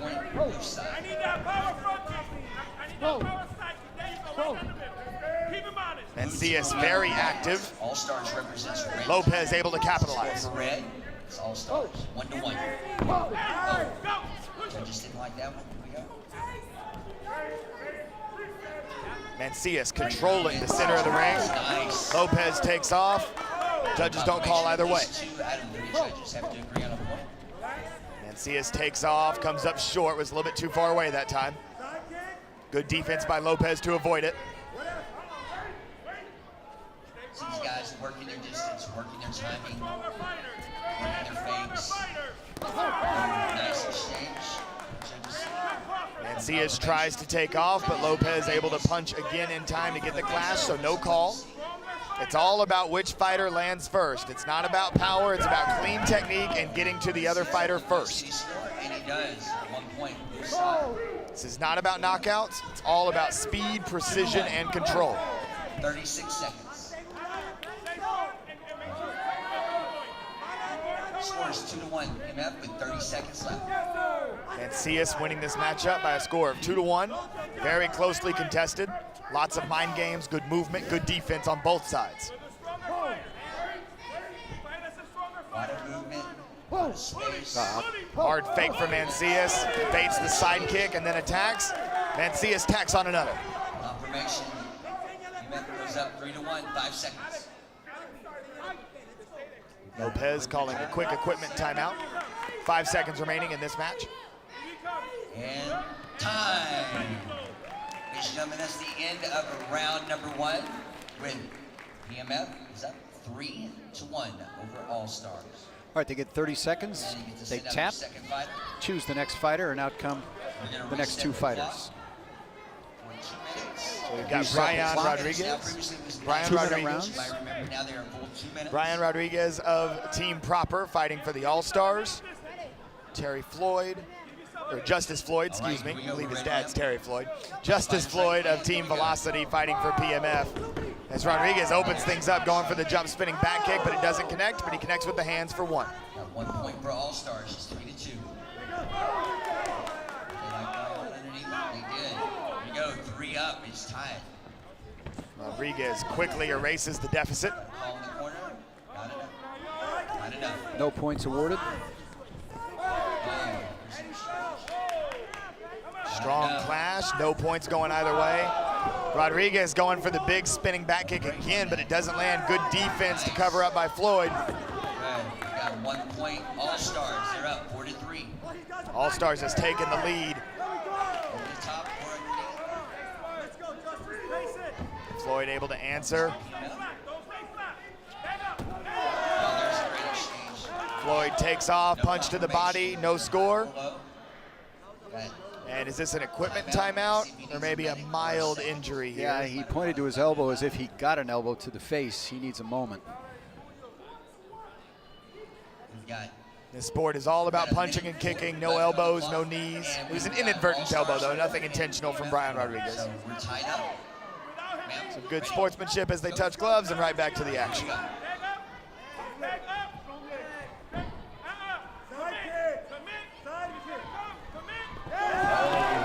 the D side, what they see. Looks like we've got a point on All-Stars side.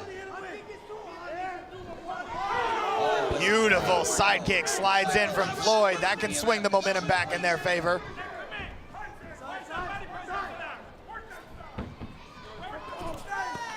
Oh, late blow to the head there. We have 1 point All-Stars. It was a little bit late. It was kind of as the clash was being called. Definitely was a late hit. And then he tries to touch gloves and say, hey man, sorry for the late hit. And Brian says, I'm just gonna blitz you. Keep going.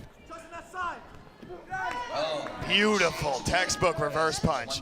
Stuffing the kick, following with the left hand. Brian Rodriguez scores. Nice exchange. Good defense from Rodriguez. He's able to counter with the reverse again. And Rodriguez time. seems to not agree with the score they've got up. Hollyham, center referee, will make sure they've got it right.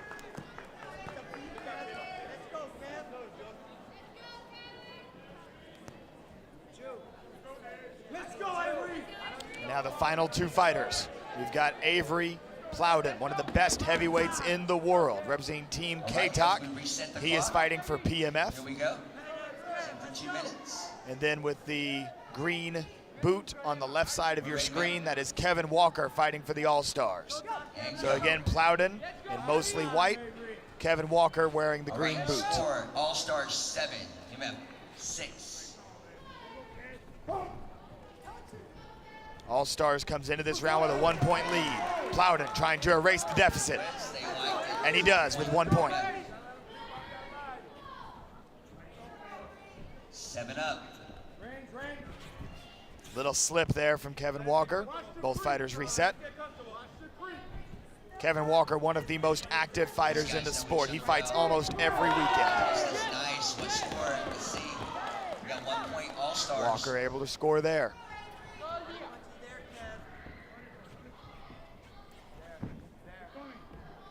Walker using some movement. Using the movement to set up the offense. That's something you love to see from a fighter. They're not just moving to stay away, but they're moving to set up offense. That's exactly what Kevin Walker just did. All-Stars has a 2 point advantage. Plowden cuts it to one with a blitz.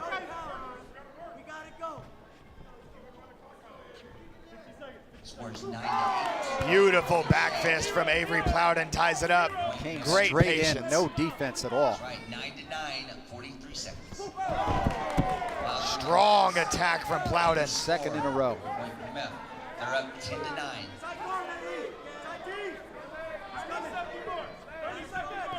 30 seconds.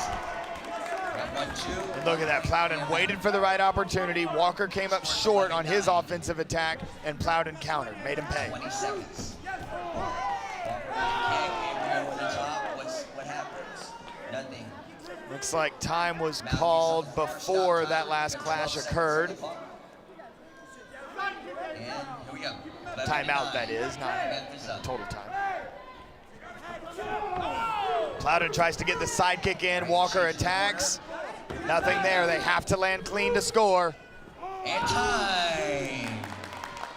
And as time expires, Avery Plowden gives PMF the lead. And a hybrid team thrown together this weekend, they will take this title here in the men's three-man point sparring division. Plowden 3 points, 3 consecutive clean points at the end to make the difference. All right. And your 2022. And I think that PMF could be pretty confident having one of the best heavyweights in the world as their last fighter. Men's fighting team.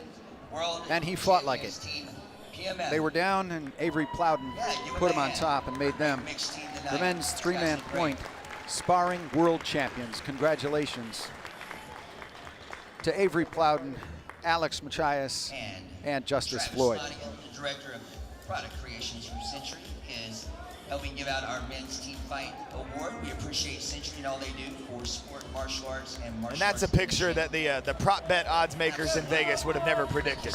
To see a team sparring championship picture featuring 2 members of Team Velocity, a member of Team KTOC, and a member of Team Paul Mitchell. That's unique. I've never seen that before, U.S. Open or otherwise. It's unique to see fighters of that caliber from that many different programs working together in a hybrid team sparring division.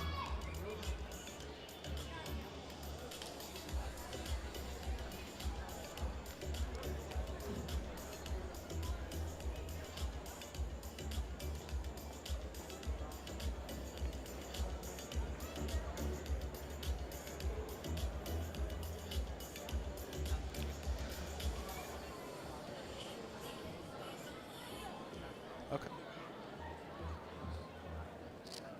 Yeah. It's like,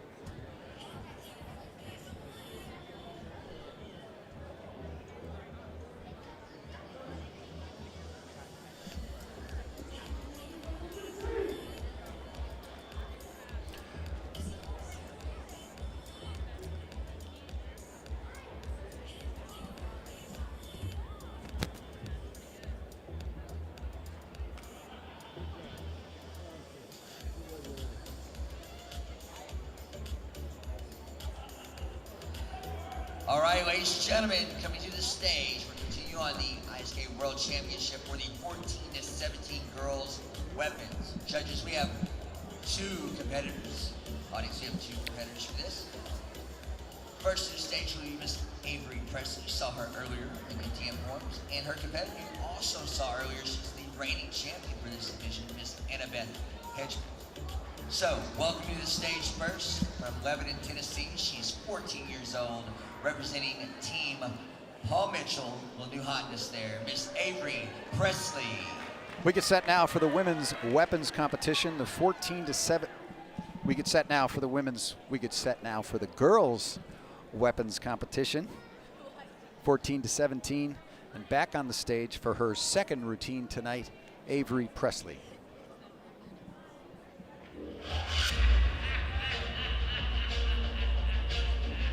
Avery has been on a hot streak since joining Team Paul Mitchell, winning a couple of overall weapons grand championships, back-to-back tournaments. She has a blind release at the end of her form. She literally throws her bow and catches it without looking at it. If she nails that, she's going to be hard to beat.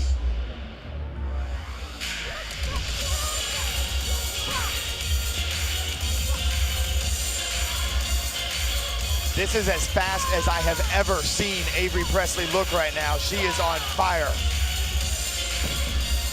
Nice 540 into the knee spin.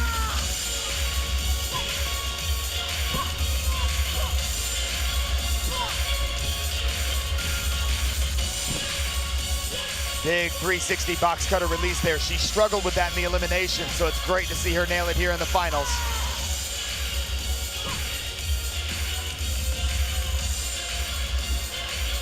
Here it comes. Here's the setup. No look. Beautiful catch. She nailed the blind release. And a fantastic performance from Avery Presley. All right. Living up to her last name. That is the next great Presley in that line, is Avery Presley. And the speed is incredible. I've never seen Avery Presley move this fast, and I have watched Avery a lot. Nice 540 catch right into the strong pose with the vertical punch. And then look at this. Look, Ma, I don't need my eyes. Catching the bow into the finish. Simply amazing. Next up, Annabeth Hedgepath. She's our reigning champion, 17 years old.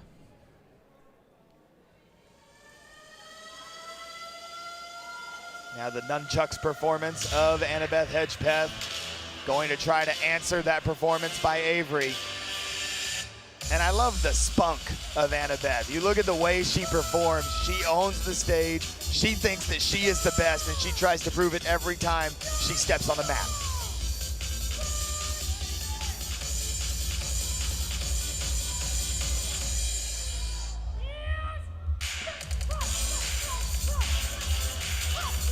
Some nice speed by AB as well in her opening nunchuck combination, now into the tricking.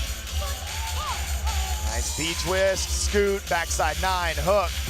Nice 540.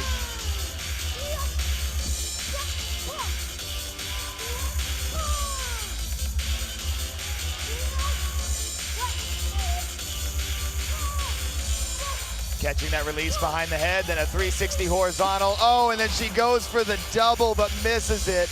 But that's a risk she had to be willing to take. If she wanted to win an ISKA World Championship in this division, she had to throw all of her most difficult techniques. And tonight, she just misses on that one.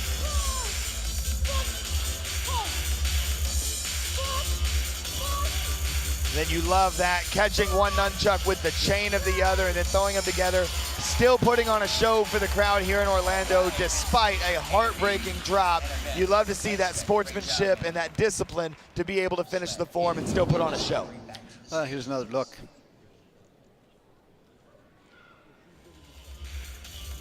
Here's the tricking combination, nice landing on the 540. Everything was going according to plan up until that 720 release.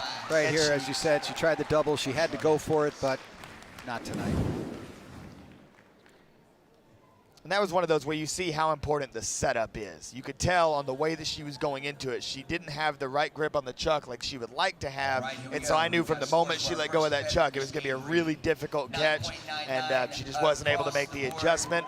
And that means that Avery Presley will have 9.99s across the board. And that's what it takes to win. And she will. They are represented as a 9.95 as a drop for 49.75. Give it up for Miss Annabeth Hedgepath. Great job, man. Always full of energy and awesome. Well, congratulations. Avery Presley is the 14 to 17 girls weapons champion with a great routine, as you said, Jackson. Blind throw on the bow at the end, completed that. Wasn't just that her competitor dropped, it was the fact that she put together a world championship performance. And she's been doing this all season. I mean, this is par for the course for Avery Presley. She's won ISKA World Championships before. It's in her DNA. Quite literally. Yeah. Annika Sawyer handing out the trophy. And we get set now to hear from Avery Presley. Caitlyn Dessard has made her way down to the stage, and she is with her now. Avery, you've said for years it would be a dream to follow in your brother's footsteps and be a part of Team Paul Mitchell. Tonight, this is your first ISKA title as a Team Paul Mitchell member. How does it feel? It feels amazing. I'm super excited to be here, and it really was one of my dreams, and I'm just so thankful. Well, congratulations. You looked absolutely amazing. Congrats. Thank you. Truly a great performance that we just had the opportunity to watch, and there's a lot more of those performances still ahead here at the US Open. So stick around. It continues. A good workout can be elusive, disappearing the moment you look away at some other interest in your schedule. Our attention is divided, and life moves quickly. It can pass you by, even as you're living it. But not you. You make it work. You make the time. The fighting spirit haunts you, and you want to keep it close. Right there in your home, where you can keep up the fight.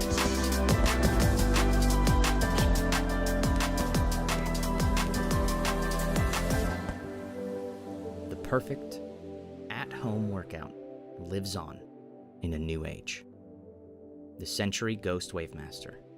Ethereal design. Real results.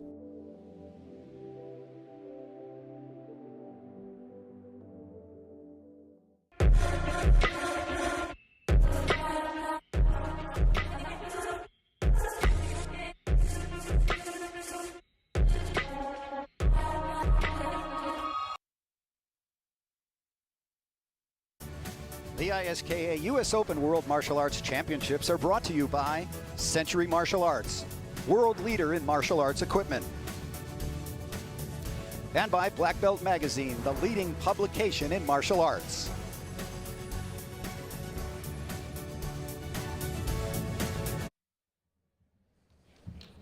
Switch. All right, ladies and gentlemen, our breaking performer this evening is a 20-year-old black belt from Wilson, North Carolina. He's a college student at Liberty University and a martial arts student of Master Matt Mercer and the 10-time ISKA World Breaking Champion Sensei Mike Reeves. Mike Reeves was amazing back in the day, absolutely. I love watching him. He is a 3-time ISKA North American Champion and 2021 ISKA World Breaking Champion. Please let me introduce Parker Moody. Parker's breaking attempt today is a remarkable one. 45 boards broken using only 3 strikes. Back with Jackson Rudolph. We get set now for a world record break. He's not going to break someone else's record. He's about to set a new record. And Parker Moody, 39 wood boards. Okay, he's going to do 11 with his hand, 14 with his elbow, and 14 with a downward elbow. You didn't do a lot of breaking, but it's always a great part of the martial art night here. Breaking has been so popular for so many reasons. It really is mind over matter, and we're about to see that right now. Absolutely. Breaking, one of the most exciting events at a sport karate tournament, and really unique. I mean, you hardly ever get to see this done in a night show stage.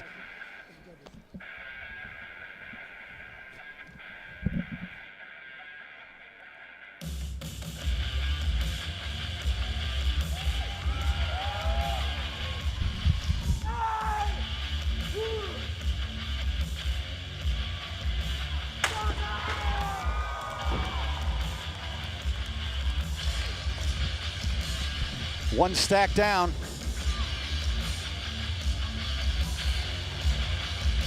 $14 lined up here with an elbow.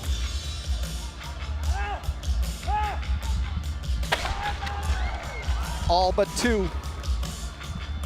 14 more on a downward elbow.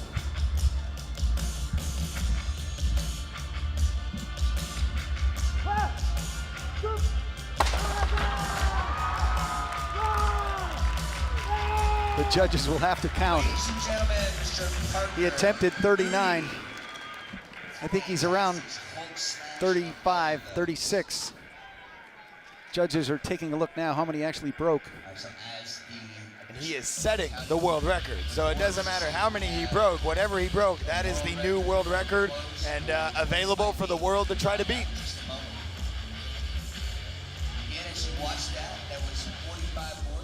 And one thing I love about Parker Moody is that he is a great advocate for the breaking community. Like I mentioned, we rarely get to see this on night show stages on the world tour here in sport karate.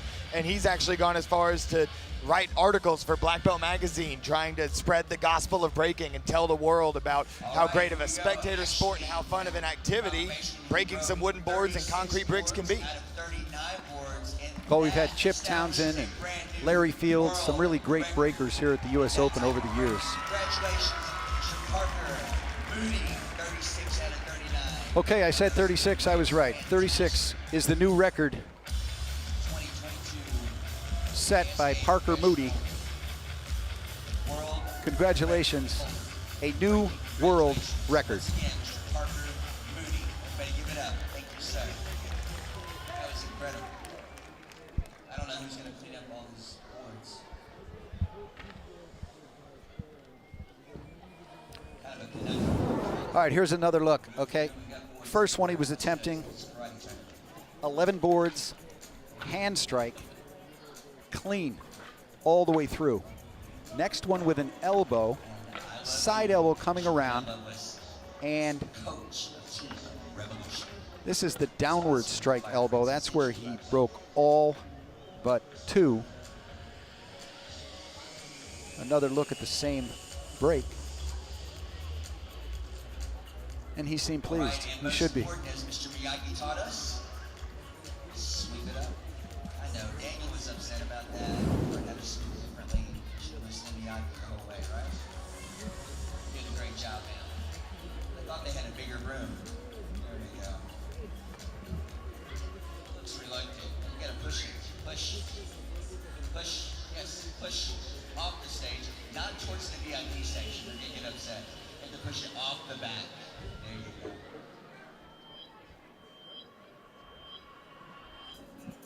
Let the master show you how to sweep. Yes, sir. That wasn't even scripted. That was nice. I like it. I can work with these people. All right, here we go. Next up to the stage. This is the Synchronized Team of Weapons World Championship. We're gonna have two different teams as judges. First up will be the American national team represented by Alessandra and Shane. Our second team will be Team Paul Mitchell, represented from Ben the Truth Jones and Esteban Tremblay. So let's welcome from Marlton, New Jersey base, representing again American national team, Alessandra and Shane, Team American. We get set now for the synchronized team weapons competition. Team Amerikic is now on stage.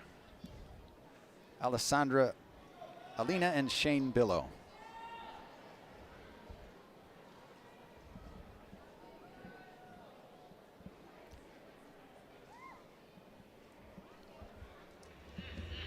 This is interesting. We have a blindfolded synchronized routine.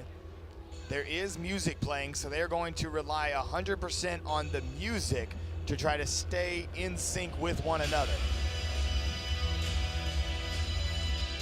The synchronized events were definitely one of my favorite events out here. There's so much to it, and it relies on more than just yourself. You have to rely on your partner and staying together, and I mean, your karate has to be very similar to look incredibly synced the whole form. And then to add this blindfolded aspect I was is just a going to whole nother say, level. have you ever or would you ever do it blindfold, Caitlyn? I don't know. You know, that's tough. I think it would actually be kind of cool to do, to try to see how together you could be. And different what they're doing here.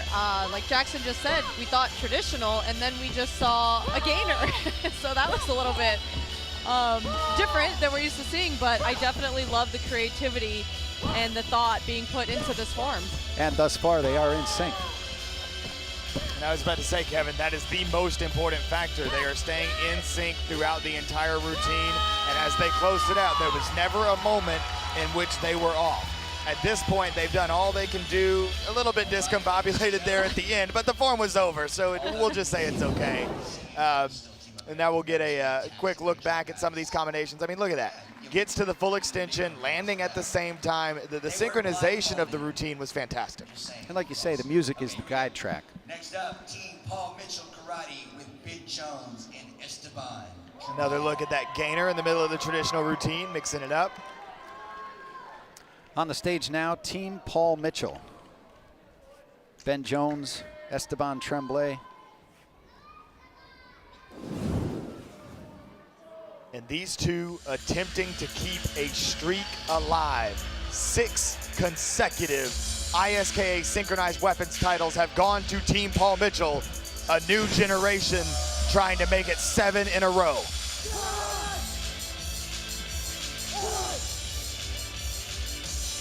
Both of these guys are students of mine and have been since they were 8 years old. And I'll be honest, my heart is beating faster right now than it ever was when it was me running this form. Definitely great synchronicity so far. Great speed, great power. They just have to maintain that all the way through for that 7th title. 2 of the top bow competitors in the sport today. Nice 360. Into the 720, they both stick it. Nice manipulation as Ben spins his bow on Esteban's, then going right into some tricking. They're gonna pass the bows back and forth. Big circus, the Magneto across the stage. Esteban catches it. And they hit the form, CMX versus traditional. Ben Jones, Esteban Tremblay, they nail it. And now we will go to a judge's decision to see if Team Paul Mitchell will keep their streak alive. That super clean 540 as he swept underneath. Incredibly clean performance. I think they're gonna keep it alive. The only thing that scares me is there was a little bit of a timing issue on that last double spin catch. Esteban caught his a little bit after Ben, but the level of difficulty so much higher for that CMX routine. So we'll have to see how it plays out. I was just going to say the same thing. Yeah, it was a much better routine when you look at the level of difficulty. We're at 9.9998, 8, 8, and 8 for 49.91. Great job, Team America. And scores for Team Paul Mitchell were 9.98, 99, 9, 9, and 9 for 49.94 for Team Paul Mitchell. All right, congratulations, Team Paul Mitchell. Ben Jones, Esteban Tremblay is your new winner in the synchronized team weapons competition. Congratulations, Team Paul Mitchell Karate. Trophy being given by Mike Sawyer's daughter, Annika Sawyer. And congratulations once again to Ben and Esteban, Team Paul Mitchell. And no better duo to pass the torch to than these two in that streak of 6 consecutive. I won the first one with Kyle Montagna, then went on a run of 5 straight with Jake Presley. And then I stepped off stage and said, Ben, Esteban, it's your turn. Go out there and win it again. And they did just that. Congratulations to Ben Jones and Esteban Tremblay, 2 of the newest members of Team Paul Mitchell. You never know, you might see yourself.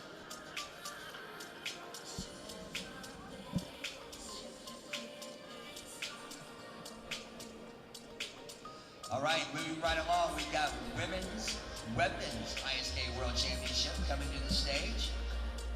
Judges and audience, we're going to have 2 competitors in this category. First from Cincinnati, Ohio, will be Miss Sarah Campbell. That's right. And all the way from Orlando, Florida, we'll have 19-year-old Miss Haley Glass. Getting set now for the women's weapons competition. Sarah Campbell from Cincinnati and Haley Glass from Orlando. From Cincinnati, Ohio, representing Team AKA. She's 19 years old and multiple-year pro bank champion, by the way, Miss Sarah Campbell. Here's a look at Sarah Campbell from Cincinnati, Ohio. She's 19 years old. She is coached by Jackson Rudolph.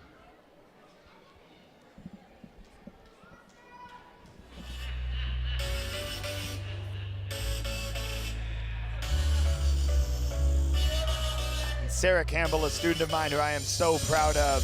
She has so much difficulty in this bow form.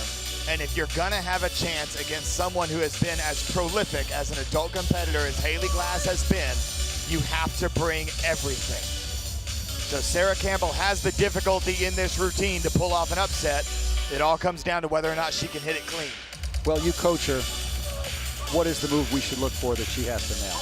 In this opening section, if she goes for a 2.5 spin, she's one of the few women on the planet who can land that technique consistently. Here it comes right now. And she nails it. 2.5 behind the back catch. Fantastic.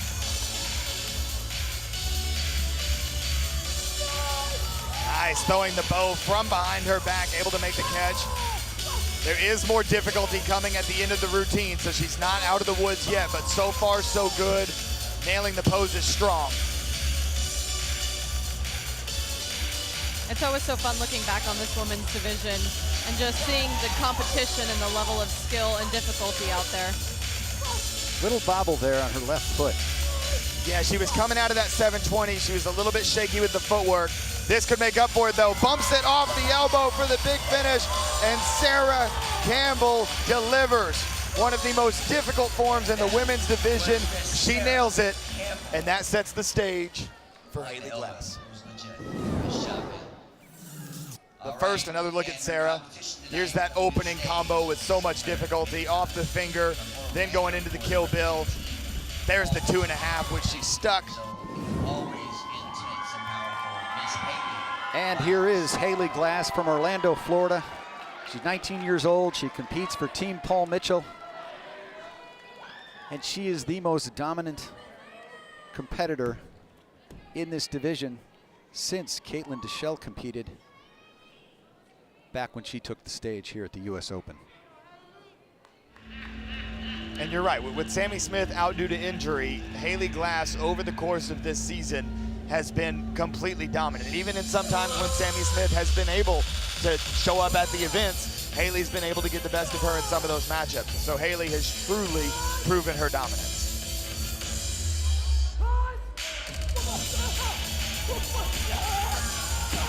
Speed and power on display early on with the comma cuts. And Hailey adding releases to her routine. This is a few more releases than what we've seen from her in the past, particularly when she was in the junior division. She knows that she has to bring the difficulty to stay on top.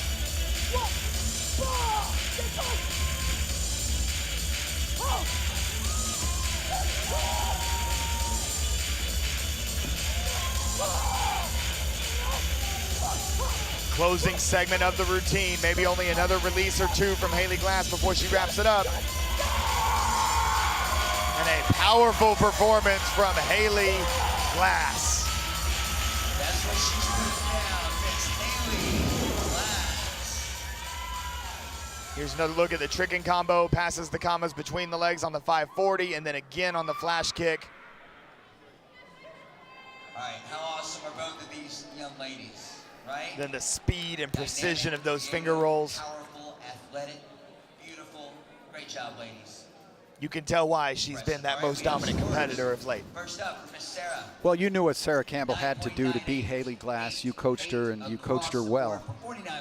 We'll see what the results are here, but both competitors put on a great performance. And scores for Miss Hailey Glass. And a really good competition. We've got 9-8s leaking across the board, 9-9 all the way across the board. Top of that to make 49.94. So your 2022 ISKA Professional Women's Weapons World Champions, Miss Hailey Glass.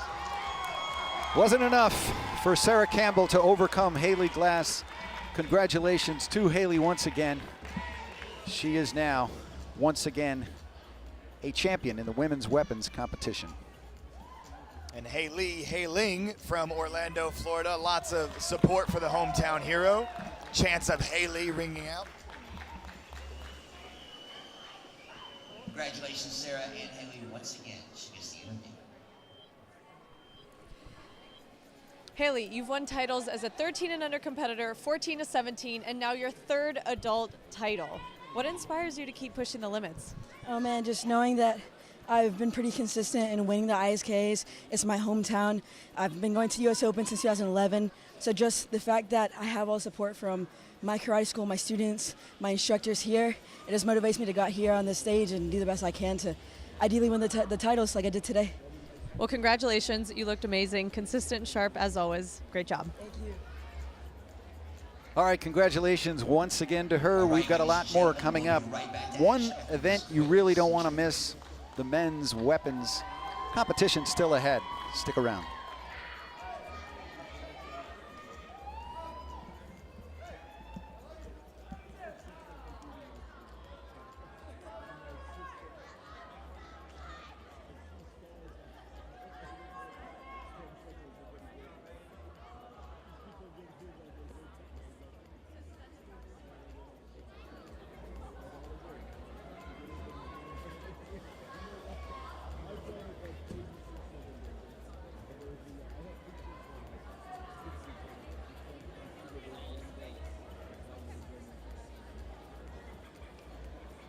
All right, ladies and gentlemen, we're continuing on now. We've got our men's and Cmx Forms ISKA World Championship to the stage. Judges, we're gonna have 3 competitors in this division.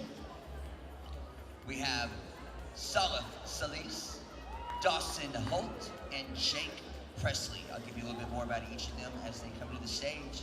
And first up, from Bartlett, Illinois, representing Team AKA, he's 18 years old. Welcome, Salif Salis.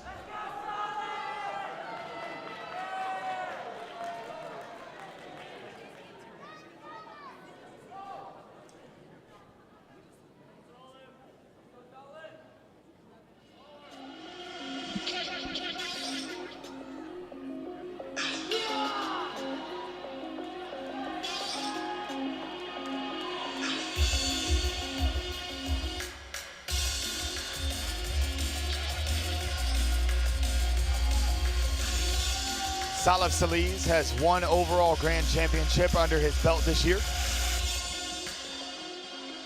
A very evenly matched division here tonight. You talked about competitors coming to the stage and taking command.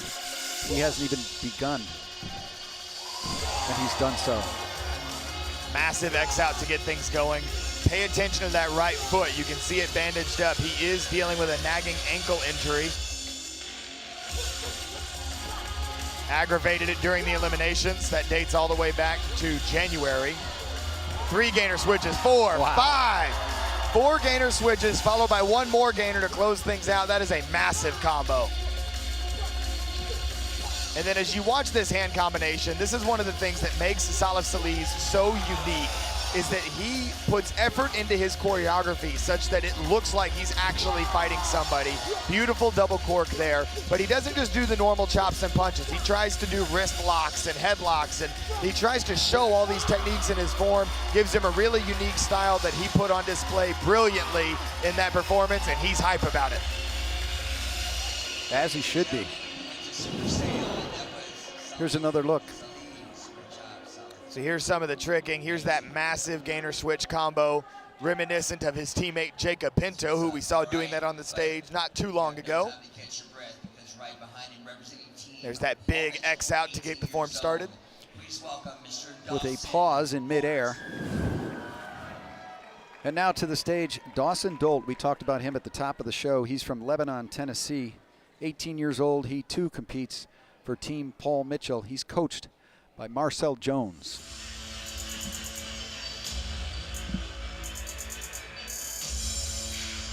And pay attention to the locked out back leg on his front stances. I'll show you that when he gets going here in just a moment. The extension of his hand techniques. They call him Mr. Clean, and then that's the stance that I'm talking about right there when he's throwing those chops and punches.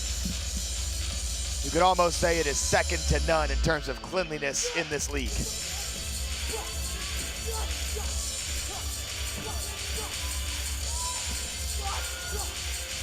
Clean landing on the 540 knee, and then the Webster sticks it and right back to another front stance. The combination of difficult tricking and fundamental martial arts basics is beautiful.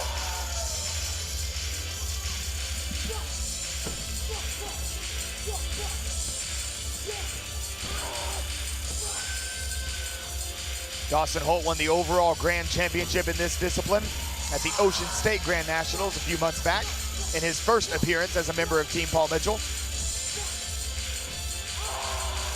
And he closes this performance out strong. You wouldn't expect anything less from Mr. Clean himself. That was solid. Tennessee's Dawson Holt. Powerful, great job, sir. that huge X out to begin his routine. So far we're 2 for 2. Salif and Dawson both opening their routines with X outs or a backflip with 2 kicks going out in an X format. And then there's the full extension of those hand techniques. Just beautiful. Textbook. So now we'll see what Jake Presley can do. We just saw 2 really strong competitive routines. Jake Presley is at the top of his sport and can certainly compete with those 2. He's about to take the stage and begin. And Jake Presley is nursing a heel injury right now. He was seconds away from bowing out of the eliminations for this event, for the Extreme Forms division. He called me on the phone. I was on the other side of the room, and he called me. He said, Jackson, I don't think I can do this. My heel is not ready. And it turns out they were bowing in as he was telling me that. And he was like, well, I guess I don't have a choice now. He did it, made it all the way through the eliminations, won his first overall grand championship in this division of the year in the eliminations of the US Open. That's why he's here tonight. No bandages, no support on that heel. So we'll see if he's got it in him. And then a massive tricking combo. Notice knees look like they buckled a little bit on the landing. Not technically considered a stumble. Still would be considered a clean landing by most, but that's something to keep an eye on. The power of these hand techniques is crazy that he's throwing. Massive flash kick. Double full to the knee, lands that one clean. That was beautiful.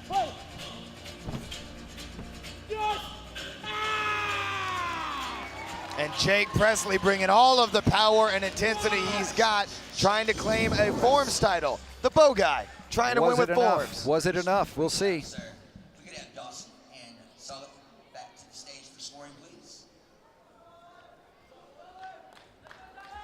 Yeah, you guys give him a round of Here's that big tricking combination from Jake Presley, big D-leg. And then again, you see on that landing, not a stumble, but he landed hard. That's the best way you could put it. Landed hard coming out of that double leg. And we'll see him still ahead, competing again in the weapons competition.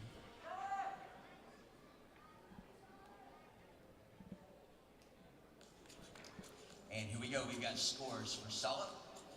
Counting are 9.97, 9.8, 9.9, 9.9, and 9.8 for Salif. 49.91 is his final score. Scores for second competitor are Dawson Holt at 9.98, 9.7, 7, 7, and 7 for Dawson. That's 49.86 total. And our last competitor, Jake, scores are 9.99, 9, 8, 8, and 9, equaling 49.93, which means... All right, Jake Presley is your new men's CMX Forms world champion. Congratulations, Jake Presley, a 49.93. Did it on an injured heel and still beat his competitors. Dawson Holt was the defending junior champion from last year in this division. He moves up into the adult division. But Jake Presley, the wild card himself, coming out of nowhere and winning a Forms ISKA. Both of those gentlemen, Dawson and Jake, they still have weapons coming up later. Any of these guys can win any given day. Great job, guys. That was awesome. All right, well, Caitlyn is on stage and getting set to have a little chat with our winner. Caitlyn? Jake, we've seen you win traditional and CMX weapons titles, and you hold the most consecutive ISKA Team Sync weapons wins with Jackson Rudolph, but this is your first CMX Forms division. How does it feel to be one of the most well-rounded ISKA title holders in this sport? Yeah, it feels amazing. I mean, this title means one of the most to me, and actually came kind of a spur of the moment. This Friday, I didn't know if I was going to be competing in Forms because I always focus on weapons, but I was talking with some of my coaches, and I was like, I'm going to do it. I feel strong with it, and I'm going to take first, won the overall, and then got up on stage, and it means one of the most, and I feel amazing right now. Well, you looked absolutely fantastic. You had a great form. Congratulations. Kevin, back to you. Oh, it's always so great when someone has to actually work their way to get to the main stage, and he did just that. Wasn't sure he was going to compete. He qualified, came out and won the event. A lot more ahead still here at the U.S. Open. Stick around.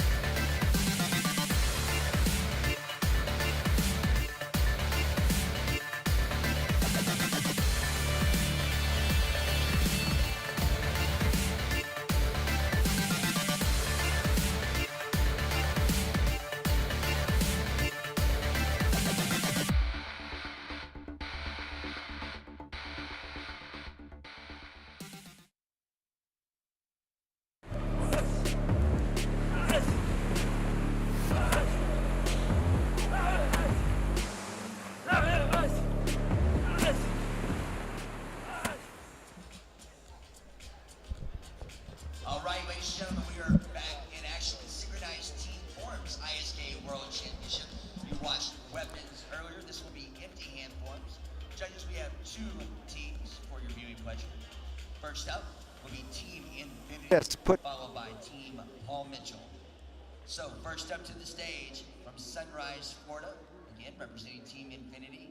You saw them separately earlier. Now they're combined like a transformer, and it's going to be amazing. Diego and Sophia Rodriguez Flores. All right, we begin the competition with synchronized team forms, Team Infinity and Team Paul Mitchell. Team Infinity, Diego and Sophia Rodriguez Flores from Sunrise, Florida. Diego, 18 years old, Sophia, 14.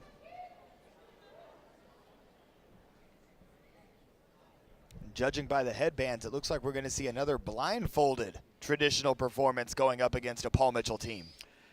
Yes, we are.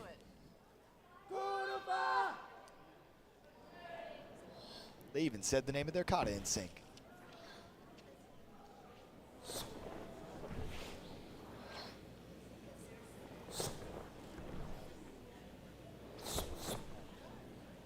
Now, without music and without vision, this is 100% timing. This brother and sister duo has to be 100% on the same page to stay in sync throughout this routine.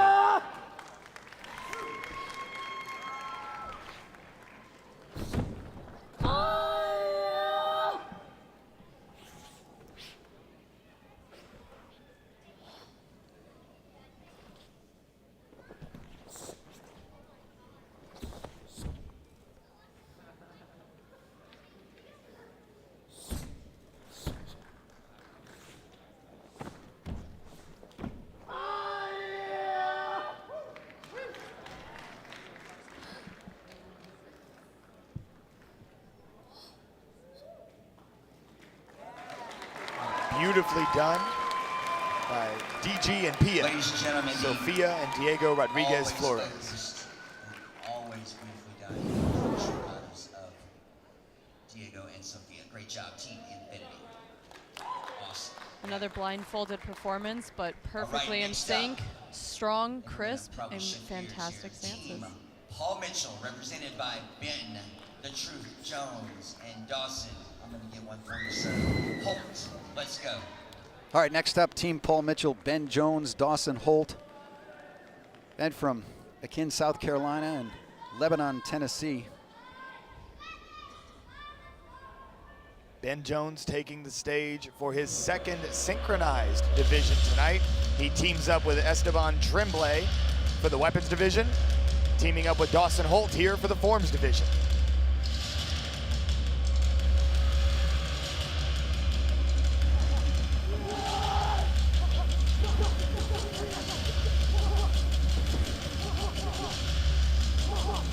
Nice cheat sevens. Interesting note about these two guys' style is that Dawson Holt tricks in what we call light-sided. He tricks the normal right to left direction. Ben Jones is what we call a dark-sided tricker, tricks the opposite direction, so they can mirror each other a lot throughout this form. A lot of their combinations inspired by that of Kalman Choka and Marcel Jones, as well as Steve Tirada and Rudy Raynon. Great sync teams over the years.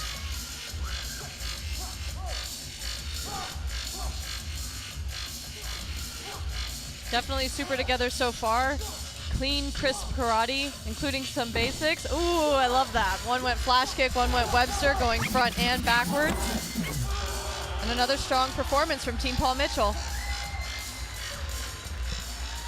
Right, ladies and gentlemen, that was Team Paul Mitchell.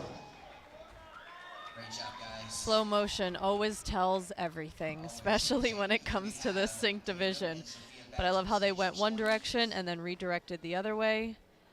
Synchronized, round off X outs to the knee. Side swipe.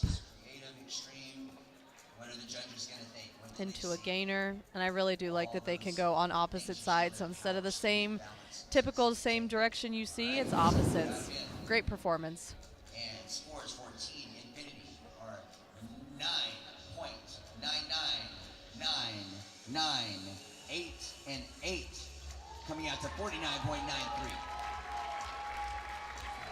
And scores for Team Paul Mitchell are 9.988, 8, 9, 9, and that equals 49.92. If you did the math, that's 1/100th of a point difference. So your 2022. So the judges liked the blindfold routine. They were in sync, Give it up. not seeing each other. So congratulations, Team Infinity, Diego and Sophia Rodriguez Flores. They're coached by their dad, so it's a family affair. Congratulations to the entire family of Rodriguez Flores. They are the new synchronized team forms world champions. Fantastic job for themselves and sport martial arts as a whole, by the way. Full side club. Ben and Dawson, phenomenal job. You guys are amazing as always. One more round of applause for both teams. Those guys are awesome.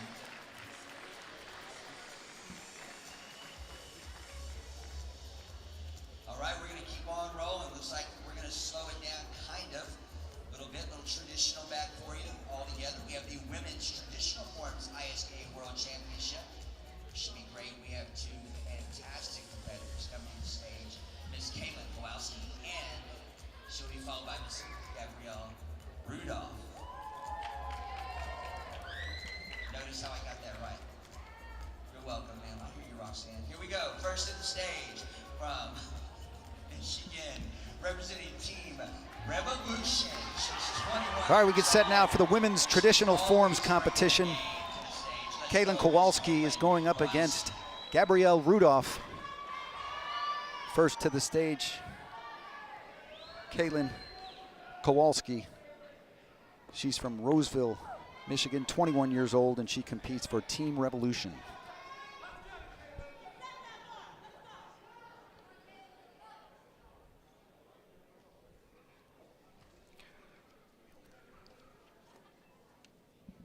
Caitlyn earned her spot on stage here tonight by winning the Traditional Challenge division during the eliminations.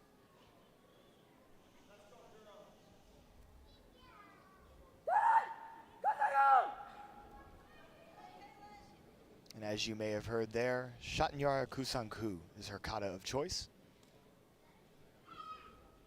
Very popular form in competitive martial arts.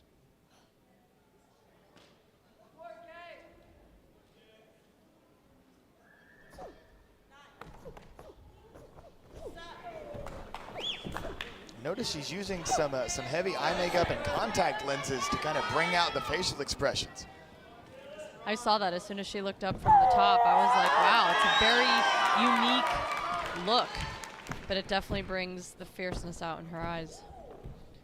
And starting super strong with this traditional form. The Team Revolution faithful cheering her on from the sidelines.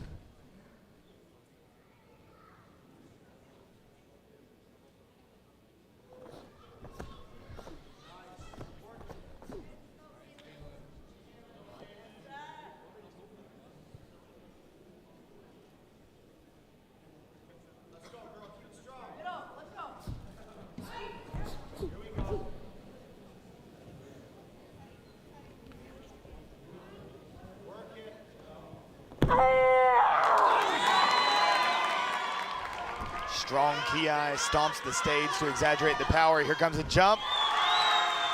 Lands it beautifully, much to the delight of the crowd. I think that was always one of my favorite things with the traditional division, is that you could hear the crowd even more. You could hear their excitement, you could hear their reaction to your performance, and that always kind of just, especially at the end, gave you that little extra boost you needed to get to the end of your form.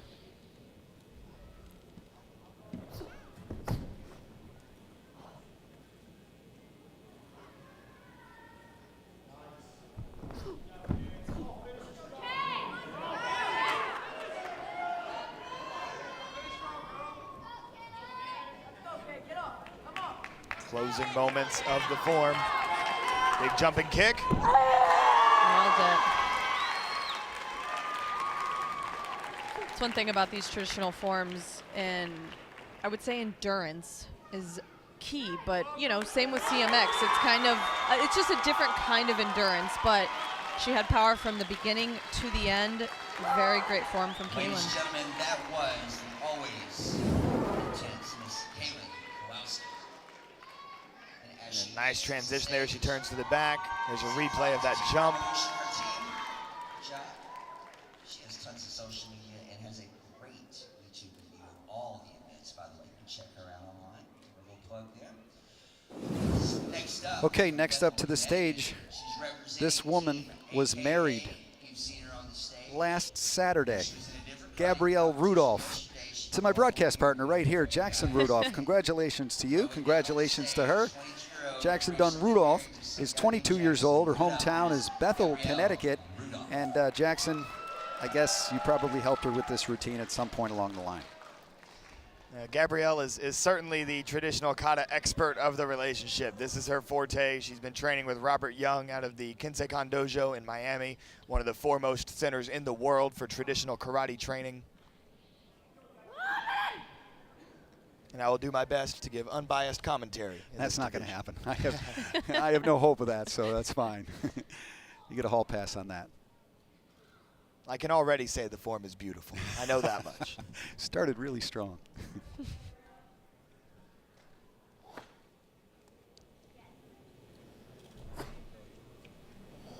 Gabrielle, a captain of Team AKA out of Chicago under John Sharkey.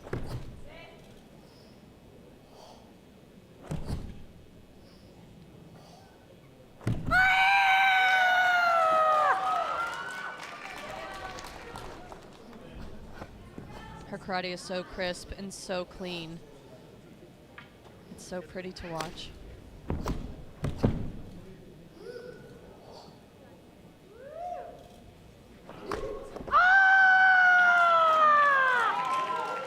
And this is as powerful as I have ever seen her. A lot of times she focuses her style more on the finesse of traditional karate. But in this form, you see her bringing a lot more power than what she normally would. And that's something new even to me.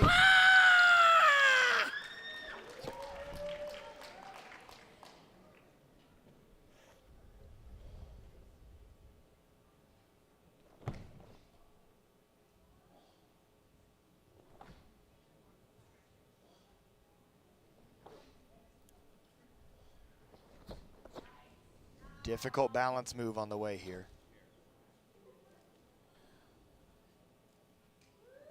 So clean, so much control to be able to hold that.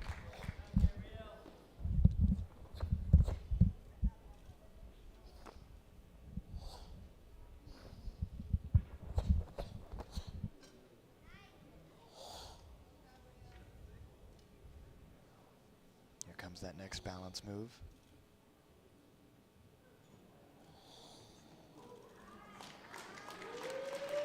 Nice and steady.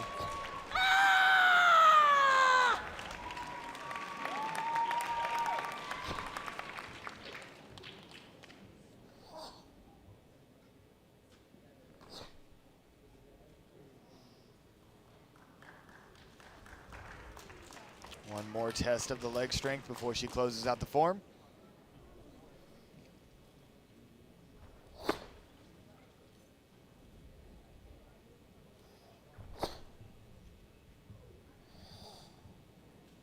That final breathing technique will do it. A beautiful form by my wife, Gabrielle Rudolph. Well, Absolutely fantastic. Yes, I am unbiased, and it really was a beautiful form. Good job, man. We can have Miss Caitlyn back to the stage, please. And here's another look at the intensity, just how sharp and crisp All right, the I love movements that were. team energy. Focus Team Revolution. You got from start to Team finish. AKA, everybody shouting for their And favorites. I love obviously, it, even in tradition. Good energy. it came from deep inside, and it showed on stage for all here in the room to see. All right, here we go. We've got the scores in. First competitor, Miss Caitlyn. 9.99, 9.98, 9.8, 9.9, and 9.8 for 49.92 from Miss Caitlyn Kowalski. Great job, man. And scores for Miss Gabrielle, 9.98, 9.9, 9.8, and 9, meaning she finishes with a total of 49.93. Well, congratulations. Gabrielle Rudolph is our women's traditional world champion. Jackson, your wife, just took home another trophy for you to put on the shelf. Congratulations to her. Congratulations to you. I'm really happy for both of you. Well, thank you very much. She made me sweat it out there a little bit. She did have, as she was going into one of those balance moves, there was a little stumble. Had me a little bit nervous because, I mean, she, in her career, she has not lost the traditional forms division to Caitlyn Kowalski, who's a great competitor in her own right. But she opened the door tonight. She had a little stumble that left that door open, but Gabrielle able to do enough else in her form to still come out on top, such that the stumble wasn't enough to cost her the win. She did just that. She looked absolutely fantastic. Give them one more round of applause, please. All right, and guess what? We are going to stay with the ladies. That was women's traditional, which was amazing, but even more amazing in some ways with all the craziness. We've got CMX coming your way. So the women's CMX Forums ISKA World Championship is next with 2 competitors, judges. From San Jose, California, Miss Julia Morrissey is first. She will be followed from Orlando, Florida's Miss Haley Glass. That's right, and here they come. First competitor from, well, maybe not.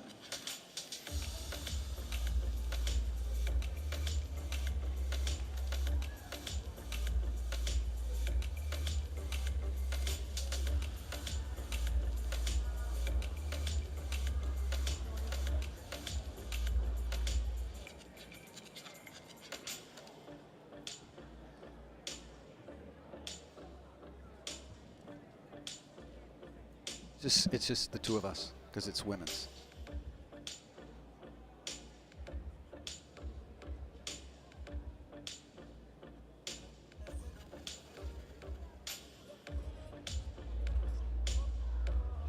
All right, we get set now for the CMX women's competition. One of the great competitors who has always done well here, injured and not able to compete this year, is Sammy Smith.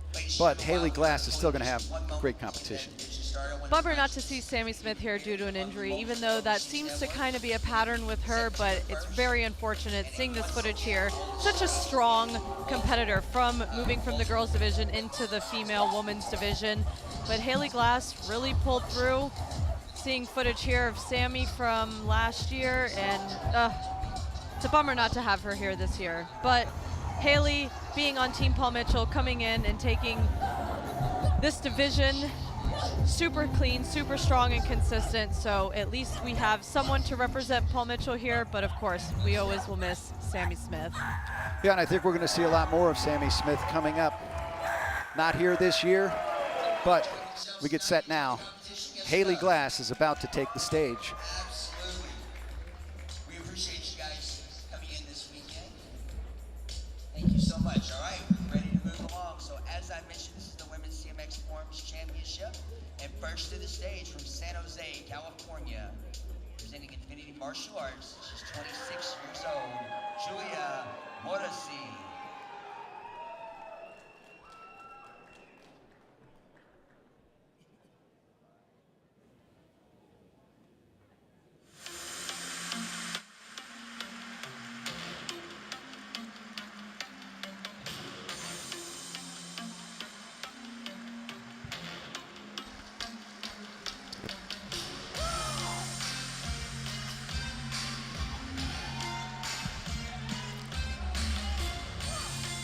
All right, we get set with Julie Moraci.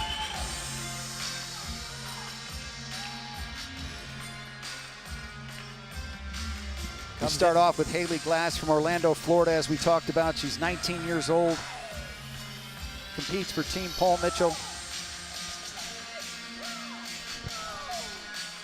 And Julia coming into this competition as the wild card. Very tall task tonight competing against Haley Glass, but she gets things going with a nice kicking combination.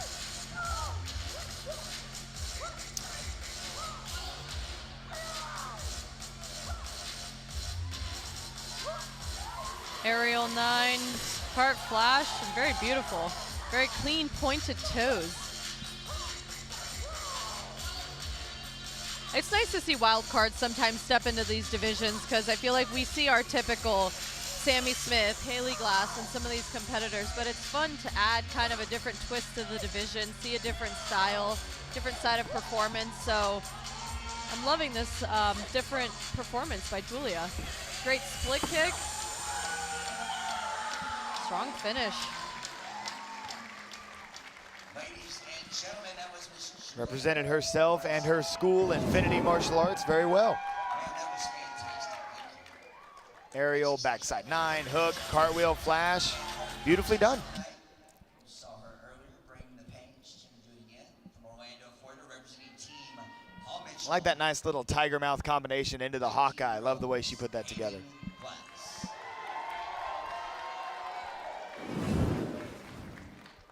And now to the stage is Haley Glass from Orlando, Florida, 19 years old, competes for Team Paul Mitchell.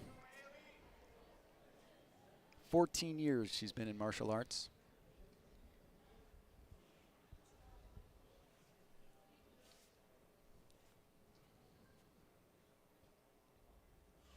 It's always exciting, yet a nerve-wracking feeling after you win one division and then come back on for your next one. There's excitement, there's adrenaline, there's everything running through your veins, and you still have one more to pull off for the night.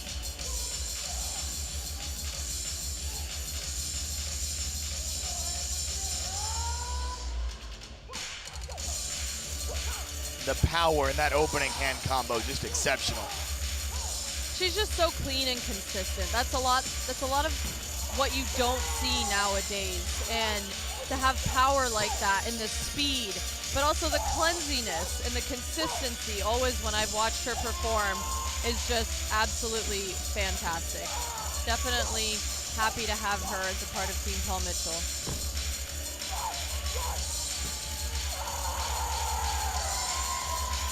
Solid routine from Haley Glass. Excellent performance from Haley, bulletproof Glass. That was Miss Haley.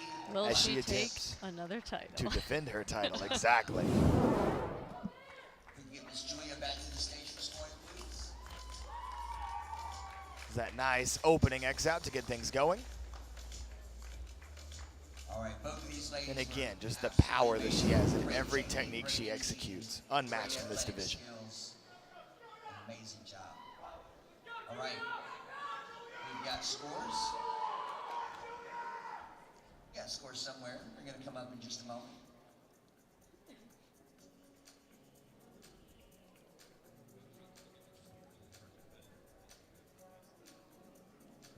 All right, scores for Miss Julia are 9.98 across the board for 49.90. Good job, Miss Julia. And scores for Miss Haley, 9.99. Guess what? All the way across the board, equals 49.95. Amazing job, ladies. But 0-1 champion, your 2022 Women's Cmx Florence Professional World Champion for ISKA is Miss Haley Glass. There's your champion, Haley Glass. 49.95 is enough to win the World Championship in the Women's CMX Forms competition. Thank you, Miss Julia and Miss Haley. Brought it to the stage. One more time, round of applause for both of these amazing athletes. Thank you, ladies. That's fantastic. Stand by, we've got a lot more coming up from the ISKA US Open World Martial Arts Championships. Stay with us. Commercial break. One shot, now the future is yours. Go. Yeah, I was building on the lecture. Verses coming daily under pressure. Working on the plot and the scheme. The true style trademark is at the edge of your dreams. I'm talking one shot for the kill. The breeze cut, freeze up, straight dropping the kills. I'm talking. It's one shot, now the future is yours. Go.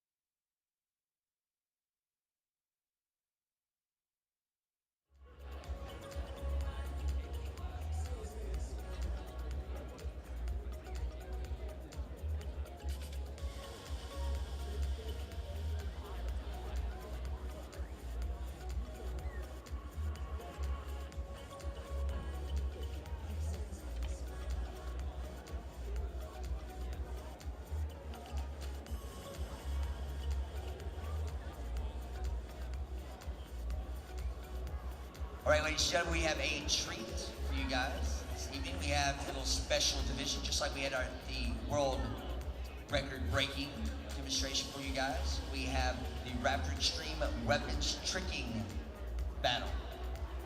That's right, Weapons Tricking Battle. We're gonna have, looks like we have two competitors for this, Mr. Esteban Tremblay and Mr. Ben Jones. And we have 3 judges, and we need all 3 of those judges to make their way to the stage. We have Mr. Caitlyn Kowalski, we have Haley Glass, and Alex Macias. We get set now for the Raptor Extreme Weapons Trick Battle. Getting in place. We have our 2 competitors, Esteban and Ben. They were teammates. And Jackson, this is really a free-for-all. Esteban Tremblay, he's in the white pants, and Ben Jones is in the black pants.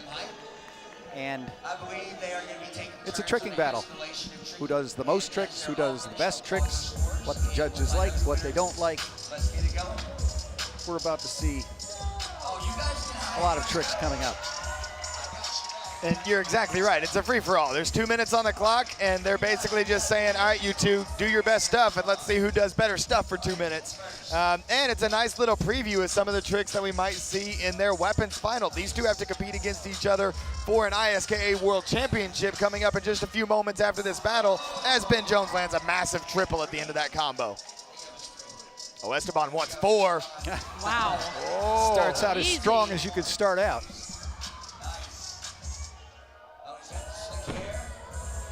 And a nice little cherry on top with the Webster.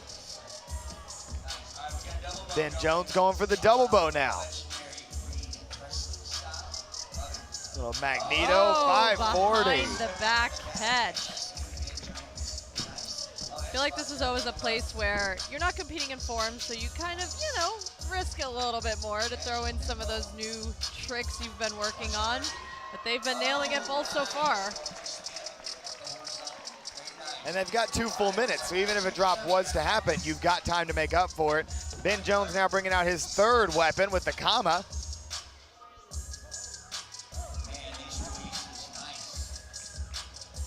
Over the back, a little bit of Michaela Johnson style. Oh, and then the double trap release. Oh, and then while celebrating, drops one.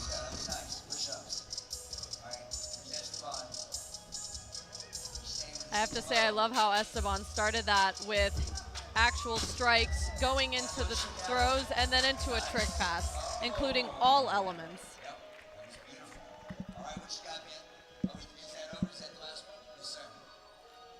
And it looks like our time is up. The judges will make a call. Kevin Kowalski, joined by Team Paul Mitchell members Alex Macias and Haley Glass. And Ben Jones takes a 2-1 victory in the Raptor Extreme Weapons Tricks battle. That was a fun little warm-up for the World Championship later, huh? Well, like you said, we're going to see some of that later tonight, and they were kind of feeling each other out and see what they have. So looking forward to that coming up in a little bit. And Esteban actually drove down from Canada. Actually, I'll correct myself. He didn't drive from Canada. He drove from Canada to my wedding and then on down to Ben Jones's house where they trained together for the week leading up to the Open to be ready for the synchronized World Championship. And they were also training their individual performances to go compete against each other. So these two combatants, they know each other pretty well. Well, congratulations once again to Ben Jones. He's the winner of the Raptor Extreme Women's Trick Battle. Honestly, I think what gave him a little bit of a head start on that win was this weapons change and being able to see that you're multi-versed in bow, single bow, double bow, and then into commas. And it was also smart because two of the judges, actually all three of them, because Kevin Kowalski does commas in the senior division as well. All three of the judges are comma competitors. And like usual here at the U.S. Open, we put the trickers on stage. You can't get them off because they will keep on tricking until the officials come out and say, okay, you got to go. That was Jacob Pinto right there. Of course he would have to get up and throw a few flips in there before presenting the belt. It is great to watch him. One more time, big round of applause for both of our competitors, Esteban and our champ, Ben, the Truth Jones. The Truth getting the strap. And thank you to our amazing judges, Alex, Haley, and Kevin, who are world champion, amazing competitors, athletes in their own right, which you've already seen. And great style, too. All right, thanks again, guys. Congratulations, Ben, and great job, Esteban.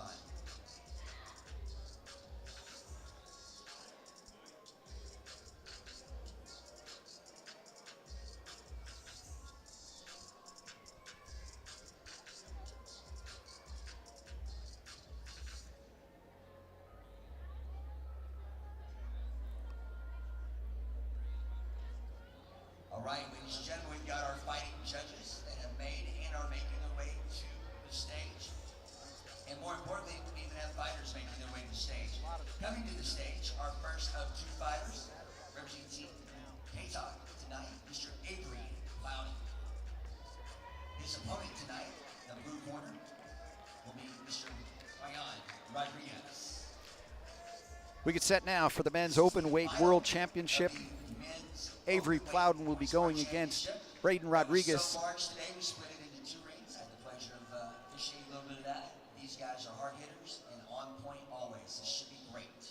Got Avery Plowden closer to you on the screen. In just a moment, we'll make sure that we establish which fighters are which.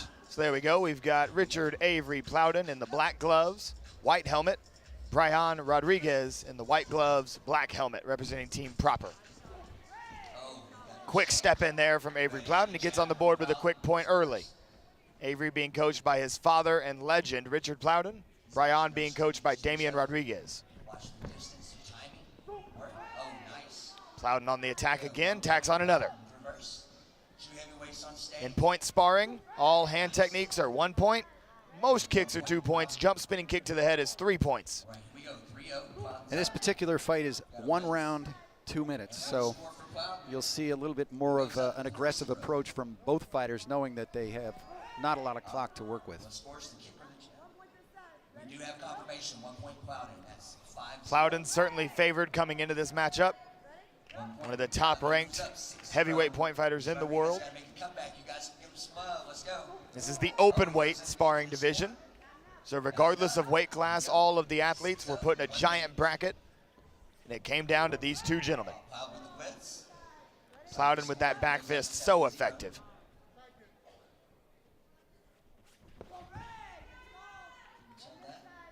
Rodriguez able to get one back that time.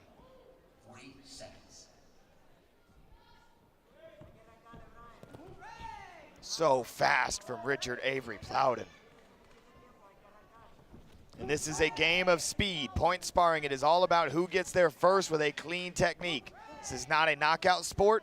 We want to see control and clean technique. And of course, speed. And game, set, match. That is a spread. Incredible. In the finals of the U.S. Open, Richard Avery Plowden spreads Brian Rodriguez. 10-point margin. It's effectively Sport Karate's version of Mercy Rule. Yeah, it's like a shutout in hockey. That was absolute dominance. Yeah, congratulations to Avery. He once again is the world champion in the men's open weight division. And he will receive the trophy from Annika Sawyer. Congratulations once again, Avery Plowden. Avery, a successful attorney in Detroit by day, point sparring competitor by night, and one of the best in the world at it. As we have just a moment, our bonus money that was thrown by some of our wonderful sponsors today, I just want to give them a little bit of a tip to the cap, even though they may not want it. We had an extra $100 added to the men's and women's open weight fighters for their prize money today. In addition to that, we have bonus money that went to the sparring team of winners. There was an additional $200 to the men's team that was added, and an additional $100 added to the women's team to balance that out, and that was donated by Team TDA, our friends Josh, of course, the great Cam Dawson, their team. We appreciate you guys. In addition to that, there's a little bit extra. Note, female fighters matter as well. Thank you, ma'am. Bonus prize money. There was $500 donated to the women's openweight sparring champion, and also an additional $600 to the two-person team sparring, for a total of $1,100 from our friends at Female Fighters Matter too. So thank you so much. That's a lot of additional prize money to these professional fighters. Thank you. All right, and just to also remind you guys, as we're preparing for the next groupings, our streams are still live on Black Belt Magazine, sportmartialart.com, social media sites. And as I mentioned earlier, the best of the U.S. Open special on ESPN 2 will be aired Sunday, July 10th, 10 p.m. Eastern. There will be many more airings through the rest of the summer, July and August. And of course, we stream worldwide on Tuesday, July 12th. That's worldwide. So Tuesday, July 12th is one of the main dates that you guys are looking for, along with Sunday, July 10th. And I'll keep mentioning that as we close out the night soon. And all of that information will be shared on all of the social networks and website of US Open and ISKA, so you're able to get the links and know when we can do those in the future. And next division is ready. Here we go. Saw a little fighting. Now we're going to move back to a little Cmx Weapons. It's going to be the 14 to 17-year-old boys world championship. Judges, we have 3 competitors on cue. From Houston, Texas, you're going to see Mr. Brume back on stage. From Aiken, South Carolina, you're going to see Mr. Ben Jones back. And of course, his teammate, Mr. Esteban Tremblay. So that's a fantastic trio. Let's do it. First up, from Houston, Texas, representing Team Competitive Edge, 16-year-old Brume. All right, we get set now for the 14 to 17 boys CMX Weapons World Championship. Philip Brume will get us started. He's from Houston, Texas, 16 years old, and he competes for Team Competitive Edge. Kevin, I quite literally have goosebumps right now as we get ready for these 3 competitors to go at it for this prestigious title. Having a little bit of music difficulty, but nonetheless, take 2. And Brume handles it like a complete professional. Just tells him to restart it, gets the crowd into it, all good. Philip Brume from Houston, Texas gets us started, 16 years old, from Team Competitive Edge. The lone comma competitor up against 2 bow guys. Has been training with Rudy Raynon recently to prepare for this particular championship final. Look for his influence throughout the comma form. Nice catch behind his back without looking. And beautiful catch as he goes into the tricking combination. Massive double cork. I love to see when weapons competitors include a throw, some sort of manipulation into the trick pass. It just adds the elements together so well and adds a really hard level of difficulty. Had to make one of those previous catches a little bit on the low side. We'll see if the judges consider that to be a downgrade or not. Sometimes hard to tell. Looks like he caught it clean, just low. Beautiful double spin right into the trick. Double spin into the double leg. I love that no matter what, he's still incorporating all the tricks, flips, and kicks, but keeping true to the karate. Great form from Phillip. Huge double release, both commas in the air, spins, catches it. A great performance to set the bar high here in this weapons division. I think he keeps getting better. Great job, Phillip. All right. You got to go the other way, though. Nice foul. Thank you. Here's one of those release combos, the trap into the double spin, and as Caitlyn was saying, right into the double leg. We've got our second competitor from Aiken, South Carolina. Into the cuts, and here's that big closing move. So you've seen him on stage killing it all night. And there's the release going into the tricking. Beautiful pointed toes on the tricking. Into the double. I mean, wow.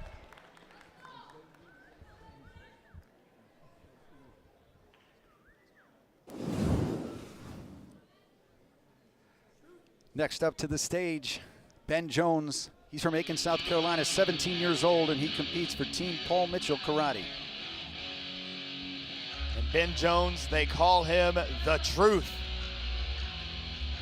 Nickname comes from him always being one of those more underrated competitors. Always hits phenomenal forms, but doesn't always get the respect that he deserves for it. And so they say that they let his forms do the talking, making him the Truth.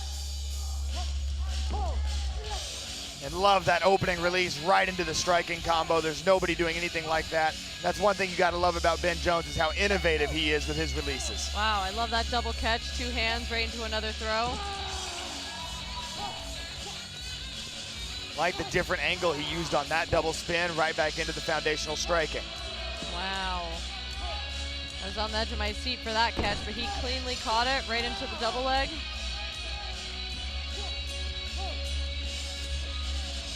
I love it that he's using all, wow.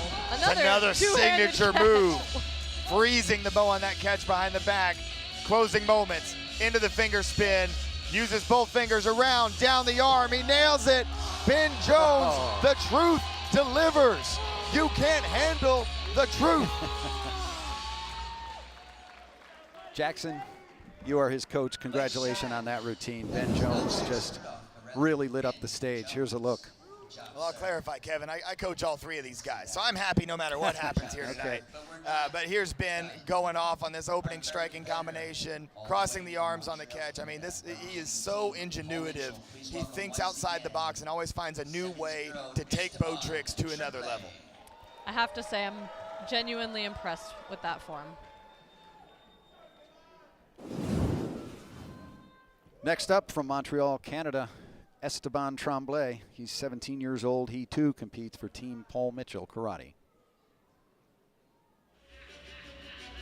And a competitor is always a scary competitor when you see a smile on their face before they start their music. That's how you know.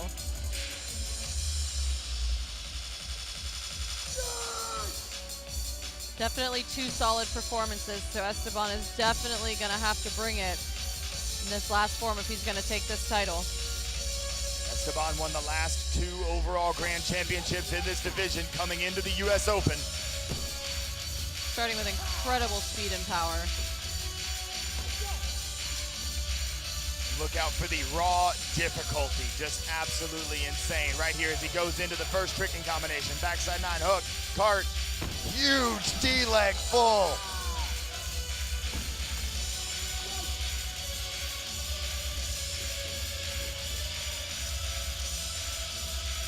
Wow, 3 spins. Caught the floor there a little bit, but still came out with a clean landing, so we'll see if the judges notice that one.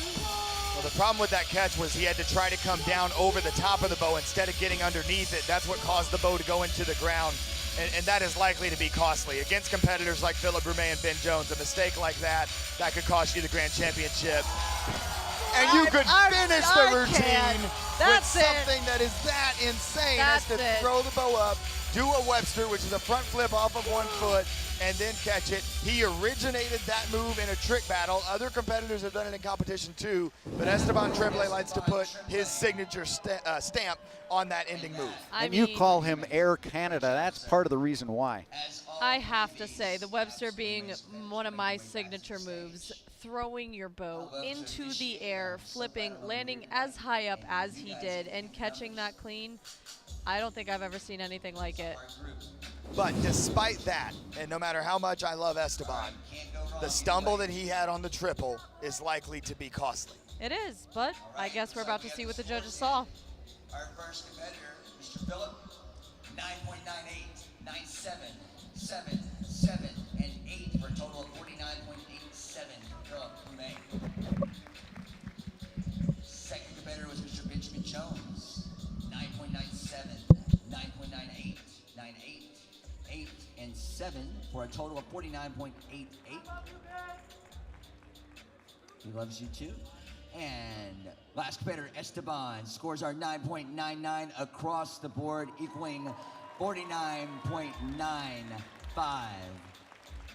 And guess what? That means he is the 2022 ISKA Boys 14 to 17 Weapons World Professional Champion. Congratulations, Mr. Esteban Tremblay of Team Paul Mitchell.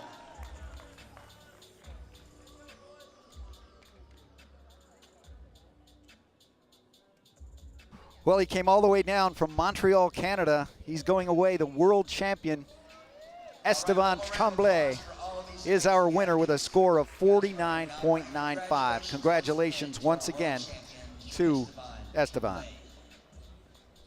Great respect, guys. Keep pushing. Amazing. All right, well, we had a quick second. I wanted to, not just personally, but also on behalf of Mike Sawyer, Mike McCoy, Corey Schaefer, Jay Boatwright, and the entire rest of the U.S. Open and ISKA crew. We had a fantastic weekend. We thank you guys, but specifically at this second, we want to thank all of the officials, the scorekeepers, the volunteers, the parents. All right, Jackson, we talked about the men's weapons competition at the top of the show. We are getting set for that competition now. Dawson Holt and Mr. Presley, Jake Presley, just competed in the runoff there of the trick competition, and they kind of showed each other what they've got, so they kind of felt each other out a little bit before the competition. Absolutely, and Jake Presley and Dawson Holt, they're already competitors that know each other very well. They train together, they come from the same school, and I've got a feeling that they have a pretty good idea of what their opponent is going to do in the finals tonight, which makes it that much more interesting how they're going to arrange their strategies and try to put together the winning routine. All right, we're about to see.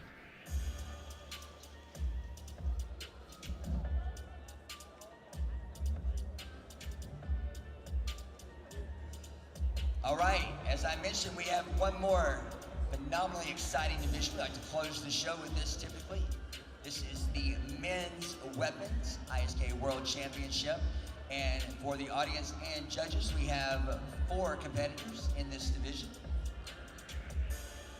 We will have Mr. Rashad Eugene, Dawson Holt, Alex Mancias, and Jake Presley. In that order, so here we go. First up to the stage from... We get set now for the Men's Weapons World Championship. Rashid Eugene, Dawson Holt, Alex Machias, and Jake Presley about to take the stage. Mr. Rashad Eugene. First up, Rashad Eugene. He's from Homestead, Florida. He's 26 years old. He competes for Team Diamond, and he's coached by Damon Rodriguez. And Rashad, the Black Mamba Eugene, absolutely a fan favorite in this sport. And the reason he's a fan favorite is because this is a guy that is willing to literally do anything. Double bow, triple bow. I've seen him compete with a broom as his weapon before. But one thing that could change the trajectory of his career is that he recently started working with Marcel Jones, who has increased the level of discipline in his training and said, we need to focus on what it's going to take to get the win instead of only what it's going to take to make the crowd happy. And so Rashad, with new motivation, sounds like he's going a cappella tonight. And the big opening move is a huge stall backflip to get things going for this double bow routine.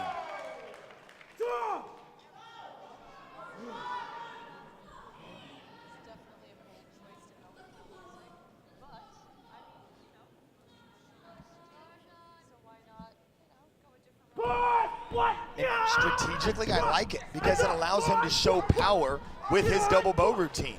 That you can hear the power as he's shifting the stances and hitting the bows up against his body. And most importantly, you hear the crowd reacting to everything.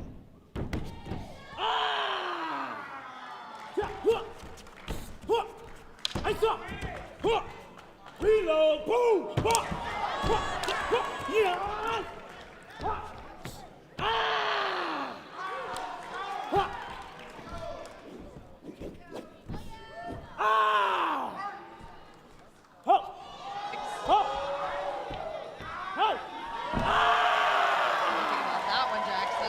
Love the creativity on that, using the back end of the bow, letting one bow roll down and then catching with kind of the pinky and ring finger. And a powerful, impassioned performance from Rashad Eugene. I think that was a good strategic decision, coming out first, going with no music, and setting the bar high. Great job, Nice full Rashad. twist there. By the way, if you need Well, you said he wasn't out to please the crowd, but they loved it. And that's how you know it's a great competitor, when they don't even have to try, You did a right? great custom pair for the Pro Mag group, and we love it. Thank you, sir. A little shout out, sir. You deserve it. And then you gotta love the reload and then jumps back. I mean, that is classic Rashad Eugene.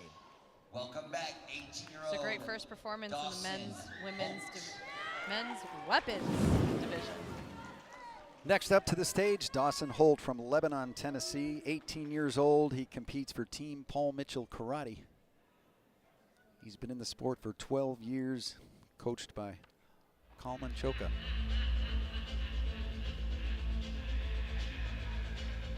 Mr. Clean himself. You will see a lot of Kalmanchoka influence in this form, from the cleanliness of the cuts to the difficulty of the release techniques.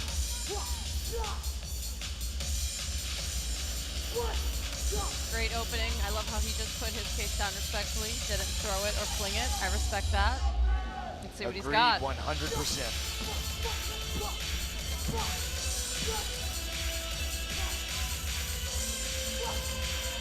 Nice release combo into the Webster. Super clean, flows, never misses a beat. See, that's what I'm talking about, the throw right into the trick pass. That just adds such a level of difficulty. And notice how he's doing these releases with both his left and right hands. He had a lefty release earlier, then right hand, now back to the left again with a right-handed catch. That's really difficult to do. You don't see many competitors do that.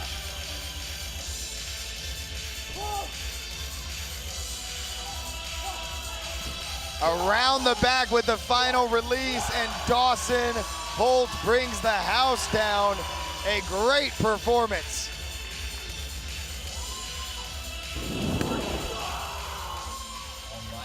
As he slaps the ground to remind us it was a great performance. Here's that release combo going right into the Webster. The Webster being a Caitlyn Kowalski signature. Always love to see it. This throw right into the next trick pass.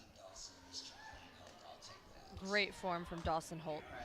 And then that release we just saw on the replay, throwing from an inverted position. Wrist was backwards, threw it to then switch his grip as the sword was rotating.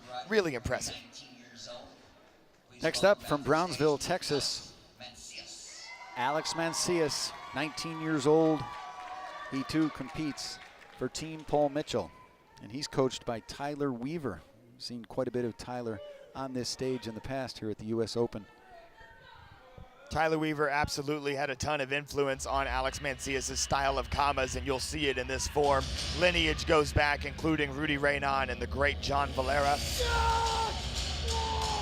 Mancias originally recruited to Paul Mitchell as a fighter, and with a huge Jesus flip to get things going, he is proving to the world that he's not just a fighter, he's a forms and weapons competitor too.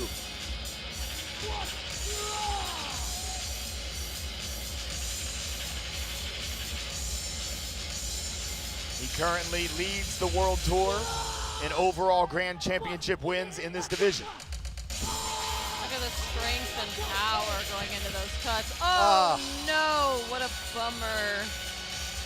And what's so crazy about that is it's hard to even tell what happened. It was almost like it was just in the middle of a normal transition, and next thing he knew, the combo was on the ground. But you know what? I love the spirit. I love the positivity. He keeps going, keeps performing for this crowd. And gosh, we would have loved to have seen it if he didn't drop. Notice that little no look as he was hooking the combo, bringing it back. That was a nice touch.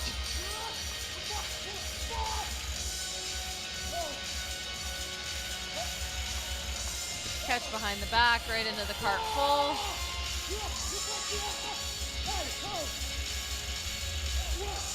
You know, things happen, but at the end of the day, what an incredible form. What I tell my students all the time, everybody drops.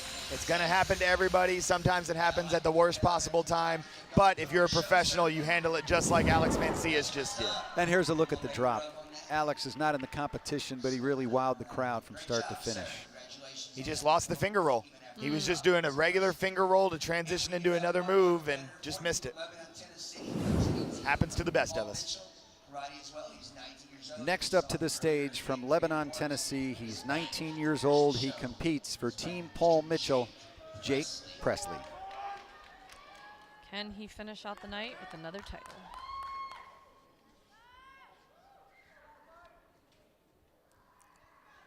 Jake is coached by Lauren Carney, Jason Warren.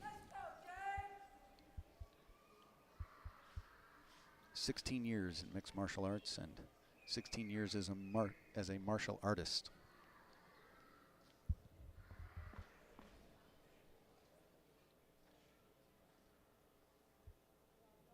And with the start of this division, I have officially vacated the title that I have held since 2017. Jake Presley attempting to take that torch and be the next bow competitor to be the ISKA Men's Weapons World Champion.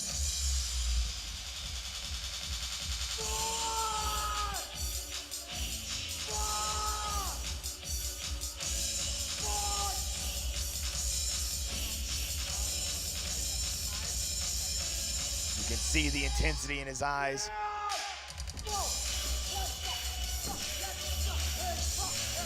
The trademark lightning fast speed right into the corkscrew.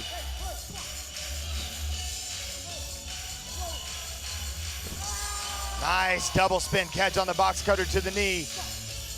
Jake Presley firing on all cylinders right now.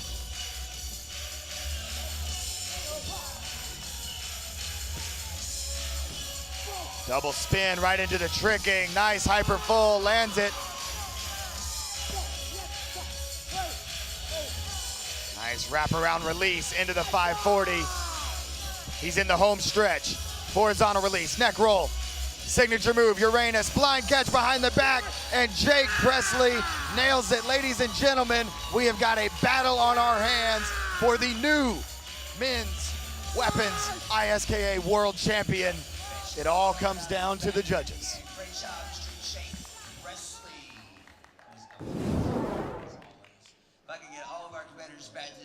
Second look at Jake here. These are just his opening moves. You see the power, the intensity. He wanted this bad. Starts out of nowhere with that hand roll right into the opening striking combination. July 10th, guess what? That's just 1 week from now. The show will be airing on ESPN 2. The vertical release coming from behind the back over the top. Here's the double spin. Faded forward into it a little bit, but that's not something that would typically be downgraded. That's just something I'll pick on him about. Not much else to pick on because he put together quite a performance. We get set now to hear the scores. Alex dropped, so he's out of the competition. Rashid, Dawson, Jake are about to be scored.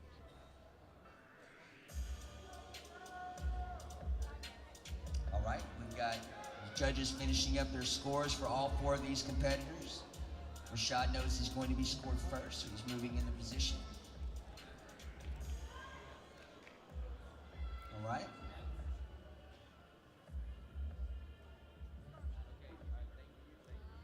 This was always the worst. These moments, All right, you're like waiting on the scores. Are in. You just want to know what's going to happen. And here we go. We've got Scores for Rashad, 9.98, 9.8, 7, 7, and 7 for a total of 49.87 for Rashad. Great job, sir. Beautiful double bow. All right, and our next competitor for scores, Dawson, Mr. Clean evidently, Holt. 9.98, 9.7, 7, 8, and 9.99 for a total of 49.89 for Mr. Dawson Holt. Alex Mancias, you saw the drop, which means it's an automatic 9.95 from the judges during the finals. Please give him a round of applause because he put on a show anyway. It was awesome. Great job, sir. You even got a laugh out of Rashad. That was good. All right, and last but not least, scores for Mr. Jake are 9.99, 99, 99, 99, and 98, equaling 49.94, which means your 2022 ISKA Men's Weapons Professional World Champion is Jake Mr. Presley is Jake our new Presley. world champion. The last time the weapons competition was won with the bow staff was by Jackson Rudolph. Our new champion, Jake Presley, has won the world championship in the weapons competition here at the U.S. Open using the bow staff. Congratulations to him and all of the competitors in that division, which was a great division. All right, and congratulations to each of these competitors who won multiple. And Jackson, you had the title for a while, but like all great titles, it's great to pass it on. It was time. It was time, Kevin, and there is no one that I would rather pass it off to than a Team Paul Mitchell member, and if it was going to be any of them, for it to be Jake Presley, my old sync partner. We set the ISKA record together of winning 5 consecutive sync titles. He deserves this. He holds the torch now. All right, well, he's down with Caitlyn Dessard. Caitlyn? Jake, you've struggled some over the last several months to consistently hit your CMX weapons routine due to injuries among all challenges, but it's given you a chance to become known as a traditional practitioner. With your first CMX weapons and form adult title, what can we expect from you moving forward? Moving forward, I just want to keep upgrading that single bow form. You know, I kind of got known as a traditional competitor for a couple years, so it got to me mentally.